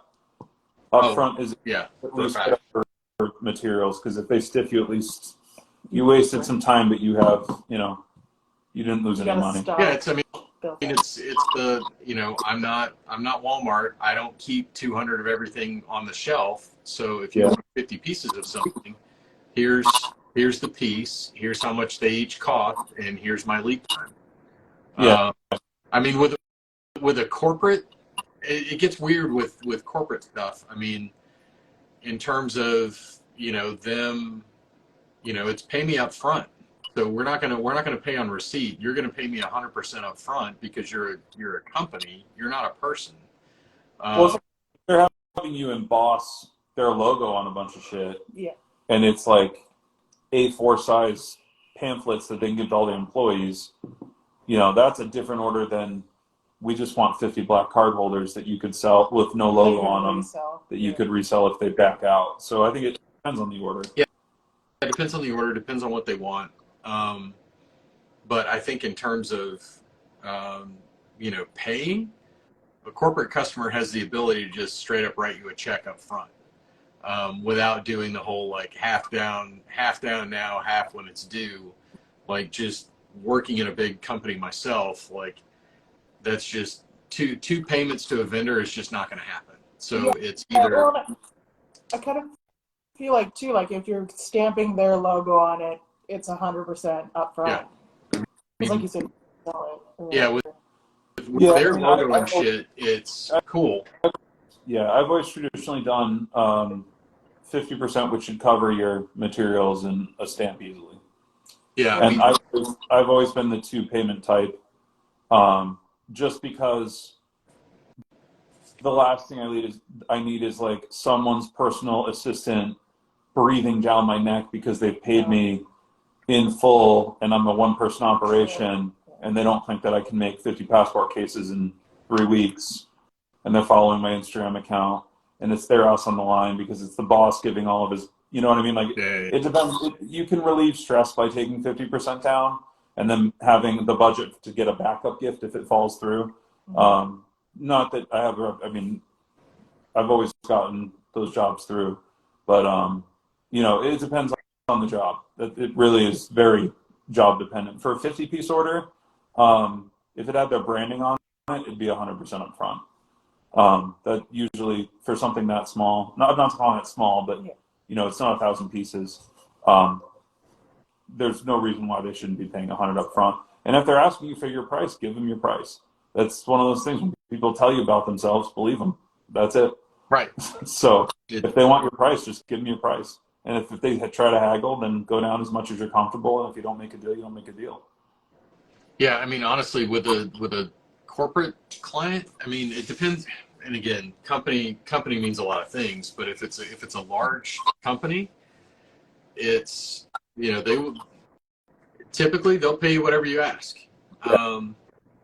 So it's it depends on the company. It depends on who you're dealing with. I mean, it's like all the other business, right? I mean, so there are those angel customers that you have that say, hey, I want this thing that you make and just tell me what it costs and I'm good with whatever it is. And I'm not even going to push you on a timeline. I want this. I'll pay whatever you want for it and just get it to me whenever you can get it to me. That's awesome. And some corporate customers would be that way. Like, we want to do this, or even if they have an event or whatever, it's end of year bonus time. And they're looking to give these as appreciation gifts to the employees or whatever the case. Like, cool. If you have a timeline, let's talk about, what I can do to meet your timeline. But, in terms of like doing a discount for a corporate customer, I mean, Eric, you said it. I mean, go down however much you feel like you should. But me personally, I would be, propose cheaper options and we'll work things out from there. No, it doesn't work that way. Like, the cost is what it is, and at some point it's to quote Brian Phillips from a couple weeks ago, it's okay to say no. It's okay to turn down business. So if at the same time, like, I don't know what design you propose to them, but offer them a card sleeve. You know what I mean? They'd probably, if you can sell 50 card sleeves with a logo stamped into it and it fits their budget, you might as well take the money. It's easy work. Yeah, that's fair too. So it's two different. If they're asking you to propose a cheaper option of the actual thing that you quoted them on, then fuck off. But if you have cheaper designs, like if they came to you and they were like, we want full bifolds, and you were like, cool, that's $200 a piece, and they're like, do you have anything cheaper? Don't say fuck off. Say like, how about a $30 card wallet instead? Yeah, that's totally fair. Yeah, so Devin's saying I wouldn't offer a discount for my family one. I mean, I don't know. It's volume. You might be willing to cut some of the price off if they're ordering 50 pieces. Like, maybe you cut off 10 or 20% or whatever because you're going to make it up on doing 50 pieces versus one. Yeah, you can at 50 you can lay out pretty much no matter what. We're going to just assume card wallets are a small good, right? But at 50 you're able to lay out enough and cut out enough that you're able to mitigate some loss and some, because you have the shape, you know exactly what you're cutting out. You can batch process, you can simplify, right? Like you can get if you want. Yeah, you can get full yield out of material as well. So it's not like you've got to buy a whole half a side and cool, I have half of that side left. Yeah, that you're out the money for the materials, but you don't have product made out of it. So if it's a quantity of 50 and you can use an entire side or a whole double shoulder to make whatever it is, then yeah, you can deal a little bit on price, because then you don't have excess materials laying around after the job's done. Mm-hmm. Yeah. So it all just depends on how you feel. I mean, it's the same thing with like retail, right? It's like 50 pieces would be a pretty decent sized retail order for a store, and you'd have to give them wholesale pricing. So if wholesale pricing is what, 2.2x, so 2.5 times wholesale is retail. If you're willing to do 50 pieces on that, just because it's a corporation, you know, you could even go to your wholesale pricing. But if it's a corporation, I usually don't. You know, I offer, the last corporate job I did, I pushed through, and it was a 30% rush fee because they needed it. I quoted them like 2 months, and they were like, we need it in 3 weeks. And I was like, yeah, I can do that, but I have to bump you ahead of some stuff, and it's a 30% rush fee. And they were like, yeah, no problem. Yeah. You know, it wasn't a huge order. I think it was like 100 passport cases or something like that. But, you know, they wanted everything hand stitched in Massachusetts, because they were Massachusetts like startup. And they wanted the stamp to say made Massachusetts and that kind of stuff. And we did it, no problem. But it was, you know, I was just like, yeah, if you want it, you got to pay. If you want convenience, you have to pay for it. Yeah. And just don't get tied to the email. Don't fall in love with the email. It's like online dating. They're like, I think I made this reference last time too. Like, you know, talk to someone for a couple hours to make sure they're not crazy, then go get a beer with them, you know, to make sure that they exist. Don't fall in love with an email that's offering you a 50-piece order until there's a check, you know. Yeah. It's because 80% of the time it's never going to come through. Yeah, or they flake out, or I got to go talk to my boss and be sure this is cool, or Yeah, whatever. exactly. You don't know, unless you know you're talking to a decision maker, don't put too much faith in the words that you're reading in an email just because the at is a big company. Right. Basically. Or even to the point, be sure that whoever you're talking to can actually pay you. So in a big company, it's, to your point, you know, somebody that's somewhere within the big cogs of the machine says, oh, I would like to have this appreciation gift. I'm going to reach out to Quarter and see if he can do it. And you have this whole conversation, and then you bump into, oh, well, Quarter's not an approved vendor. How do we get him in our supply chain system so that we can actually issue a purchase order and then, you know, get invoiced and then pay the invoice against the purchase order and all that other shit, right? That happened to me with Urban Outfitters, like maybe 10 years ago now, on the bottle hook. They wanted to just carry the bottle hook, and it was just some like eager intern that found the bottle hook. Thank you to whoever you are. But they never ended up getting sold there because they'd had to put me in a system, and I was like, I'm not willing to jump through all these hoops. I'm not willing to, like, it's not my, you know, I know I have a product that sells good for me, and I'm selling it directly to my customer. Right. I'm not going to try to, like, the last thing I need is the pressure to sell 400 at your stores per month, or you drop me and I have to do all this. You know what I mean? You have to pay back, and then there's all these contracts and stuff, and it's a lot of weird stuff when you get to that level. And that's, you know, when I worked at AT&T, I was intensely familiar with that whole process. And it's, if you are not an approved supplier, you have to go sign a master services agreement. And then that's the overarching way that you deal with that company. So you have your MSA that wraps everything up. And then for each individual item under the MSA, it's, oh, well, then we need to issue a purchase order, and that has to be approved. And then you have to give us an invoice, and you have to onboard to their invoicing systems and all that other shit that involves dealing, you know, and it kind of ties back into the whole supplier thing, right? So, you know, if you're looking to do that kind of business, there's all kinds of other administrative overhead that you have to do with that. And on a 50-piece order, it may not be worth the hours and hours and hours you have to spend just to get paid, if they can even actually ever come through. So that's, you know, the other part. If one of those big corporations like approaches you and say, hey, can you do whatever, you need to do some due diligence around, how does this work? You know, how do I get a purchase order? How do I submit an invoice back to you? You know, it's also the other part of, if you do not officially, because a lot of those, like AT&T required you know, a certain amount of insurance if you were dealing with them, and all kinds of other shit that if you're doing it out of your basement and you aren't an LLC or an S corp or have some other legal structure around your business, if like you're doing PayPal business, you can't do business with corporations because there's no way for them to reimburse you. There's no way for them to pay you if you're not an official company. You actually, I've always been a DBA. You can do Okay. all of that with an EIN. Yeah, absolutely. You can do all that too, but yeah, I mean, you've got to have But at the some. same time, like, I would never make belts for these companies because if one person did something devious, like we were talking about with the belt a couple of weeks ago, like if someone ties someone up and kidnaps someone with one of my belts, someone could come after me and take my house away Right. from me because I didn't put a warning label on the belt or a way to get out of the belt in the secondary. You know what I mean? Like you have to pick your battles with that stuff. I'm going to say though, you can also flip it on companies. You can create a portal for them to order quantity from you. Yeah. And then you put them into your system. Yeah, So I mean, that's absolutely the best way to do it. Yeah, I mean, you can absolutely say, here's my website, go place this order, use your own corporate purchase card, and go run your own expense process to deal with it.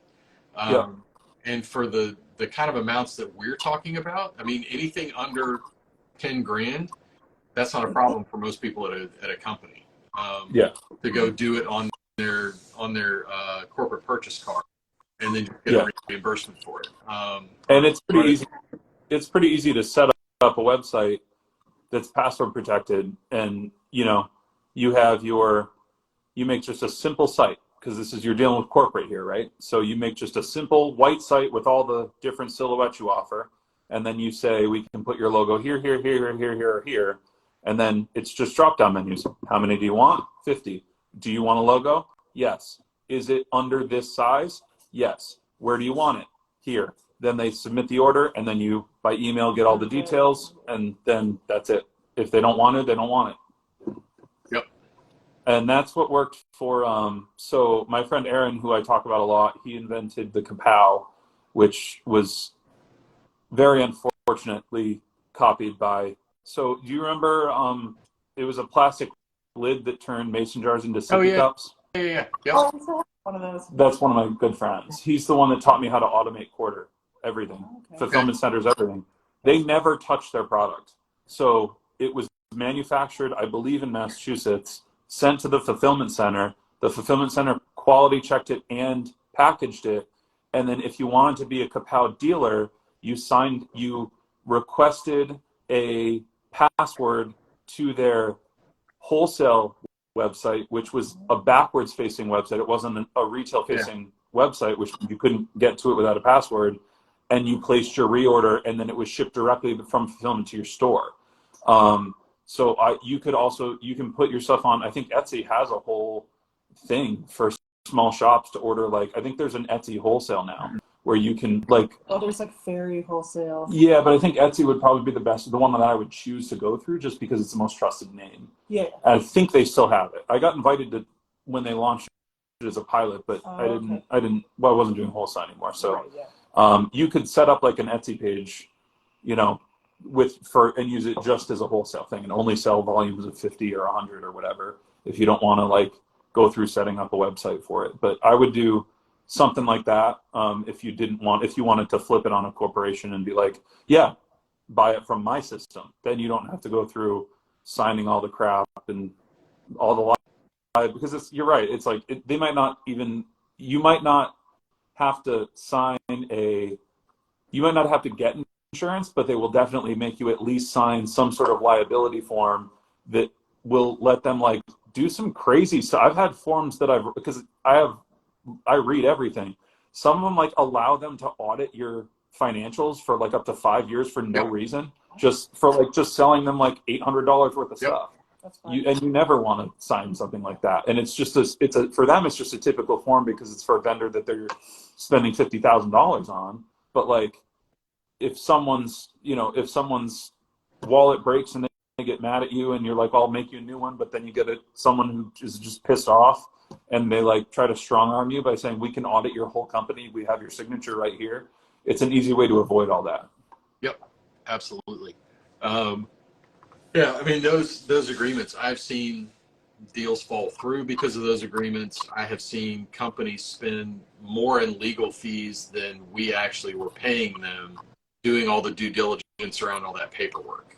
Um, it's yeah, it's a totally different deal dealing with companies, especially big multinational companies. If you wind up that way, um, your 200 employee and under companies are probably really easy to work with. But when you get into that, publicly traded companies, it gets a massive right turn into all kinds of crazy shit. Oddly enough, you know who's really to work for?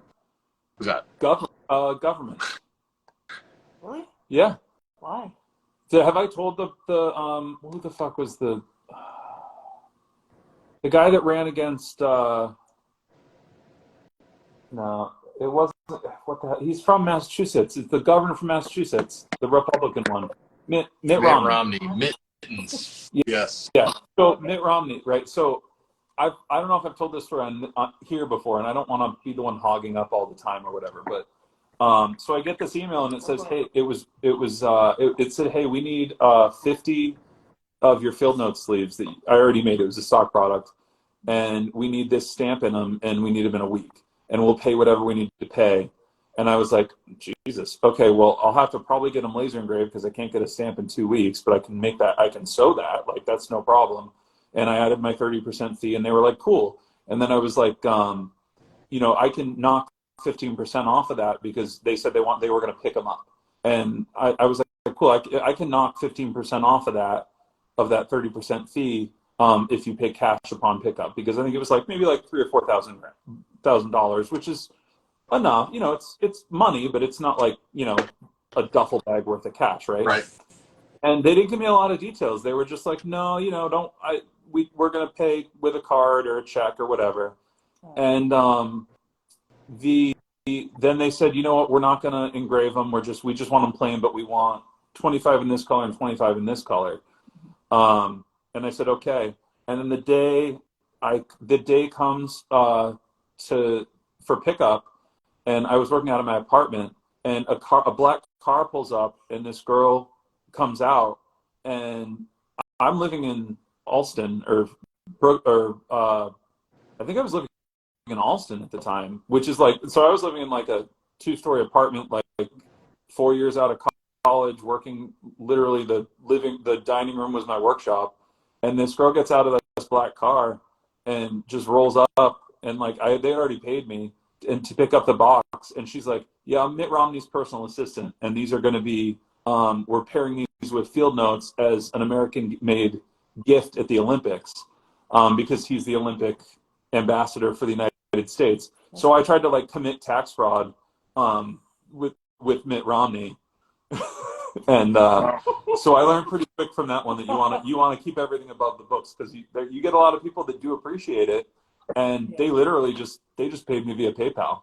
It was just out of their campaign account. Yeah. That was it. So that's the difference of a campaign isn't necessarily the government. Okay. And the campaign plus their congressional offices, because my wife worked in Congress for over a decade. Okay. They work completely differently than the whole rest of the government. Okay. It's to the point that they get away with all kinds of sketchy shit that they shouldn't, because should have just showed up with cash then. Yeah, I mean that. So they do have, like most congressional offices, keep petty cash around for all kinds of shit like that. It was crazy. She had the pin on and everything. Yeah. And I was like, she goes, she told me, she was like, I can finally tell you, like I couldn't tell you before, but like I'm never gonna. And she was straight up with me. She was like, I'm never gonna see you again. We're never gonna be in this location. Like, this is my Secret Service pin, which means you probably have a gun pointed at you right now. And I was like, Jesus fucking Christ! It was on his detail. It was Secret Service detail, and he was doing a speech in Boston for his presidential run, and then he had to hop in and go to the Olympics. And I forget which Olympics it was. It would have been 2000. It was a Summer Olympics, so whatever landed around 2012, 2000. Because we have the 2000, yeah. So 2000, whatever 2012 Olympics was, whatever country that was. It was that Yeah, Olympics. yeah. But that was like I was like, oh shit, she explained, I was like, cool, could you just not mention to anyone at the IRS the whole cash discount thing? And she just started cracking up. She goes, I just graduated BU, don't worry about it. I'm like, thanks a lot, that's great. That's too funny. Yeah, I mean, They ended up getting them laser engraved themselves because they didn't trust me to have his signature engraved the right way. Oh. And then she had me send her 2 extras and engrave them for me to have as like keepsakes, because I was like, this is pretty fucking cool. And she goes, if you send me a couple, we found a guy, so we'll just have them laser engraved. But this was like very early, like there were no glow forges or anything. It was like specialty to find right. someone who could engrave laser. Trophy shop or Yeah, something. that's literally what she found, a trophy shop. Yeah. That figured out the settings for leather. And it's a real rough engraving. It's not like anything you see today. It's like some are a little too deep, some are a little too high, some aren't dark enough, some like smell just straight up burnt. And I know everything smells burnt, but like a little too burnt. Real burnt. Yeah. Well done. He didn't know that. He definitely didn't use masking tape over the engraving. That's for sure. Like, you know what I mean? Like that kind of stuff. It was a funny. That was a funny one. That was, yeah. For someone who has worked in politics, that was to watch just Mitt Romney's personal aide during a presidential campaign in Olympics roll up to your Alston apartment to pick up a box of 50 field note sleeves. I was like, this is very weird. Yeah, one of my college buddies worked for Mittens for a while, and it was a weird transition. Like, he worked for Mitt Romney, and all of a sudden that motherfucker started wearing slip-on loafers and dressing like Gordon Gekko every day. It was like, dude, I come over and play PlayStation at your house, and then all of a sudden I show up and you've got like a manicure and French cuffs and slip-on loafers and, you know, a blue shirt with a white collar. Like, who the fuck are you? From everything I heard, working for Romney was like getting traded to the Yankees. Like, he demanded a very clean-cut staff. Yeah. That's just what I heard from people around Boston. No, that was like, he was like, there's an expectation of how you present yourself in his office, and this is what it is. And I was like, yeah, okay, like, whatever floats your boat, dude. Like, that's not for me, but enjoy yourself, whatever you got to do. But he was also old school. He's like kind of, I mean, I don't really dig what he's doing these days 100%, but he was also like, I mean, he was our Republican senator that proposed a universal healthcare system, and like they called it Romney Care. Yeah. And that's like, because universal healthcare is financially conservative. It's just gotten so thrown out, like it's gotten so crazy with the explanations and socialism and, you know, the current political climate. Right. But living in Massachusetts, when Obama got elected, my insurance went from $90 a month under Romney Care to $350 a month under Obamacare, which was structured. It was structured using Romney Care as a template. Right. What I understand. So he was like an old Bill Clinton, like more centralist kind of. I think to this day he'll go against the party, but he's still voting for stupid shit at the same time. So I mean, I don't want to make it political, but it was just an interesting job that I did once. Yeah, no, that's not a common story for sure. I have her card still. She gave me her card. I have her card somewhere in the. I put it in the archives. Don't call that number. Yeah, it's probably, the numbers are probably all dead. It's been that long. Who knows? I wonder. I mean, it was 15 years. I mean, she either got out or worked her way up the ladder and is somewhere much more powerful than she was back then. It'd be interesting to look her up online and see what she's up to now. I can guarantee you, if whoever they sent in a government car to pick that shit up, she was pretty low rung at the time. Yeah. But that everybody's got to start somewhere, right? I mean. Yeah. Cool. And with that, it is nearing the stroke of midnight. So again, I'm gonna go retreat into Pumpkin Town. Yeah, that's a good idea. I'm tired. Yeah. It's been a All day. Right. Well, A pleasure as always. We get into all kinds of fun stuff. So I will catch up with you guys next week, and I'll make a note to send you that link to the Natty Epi. Yeah, I want to check that out. All right. Cool. All right. Later, everybody. Night. Bye, guys. Thanks everybody for joining. Who's hung with us. See y'all later. Yeah.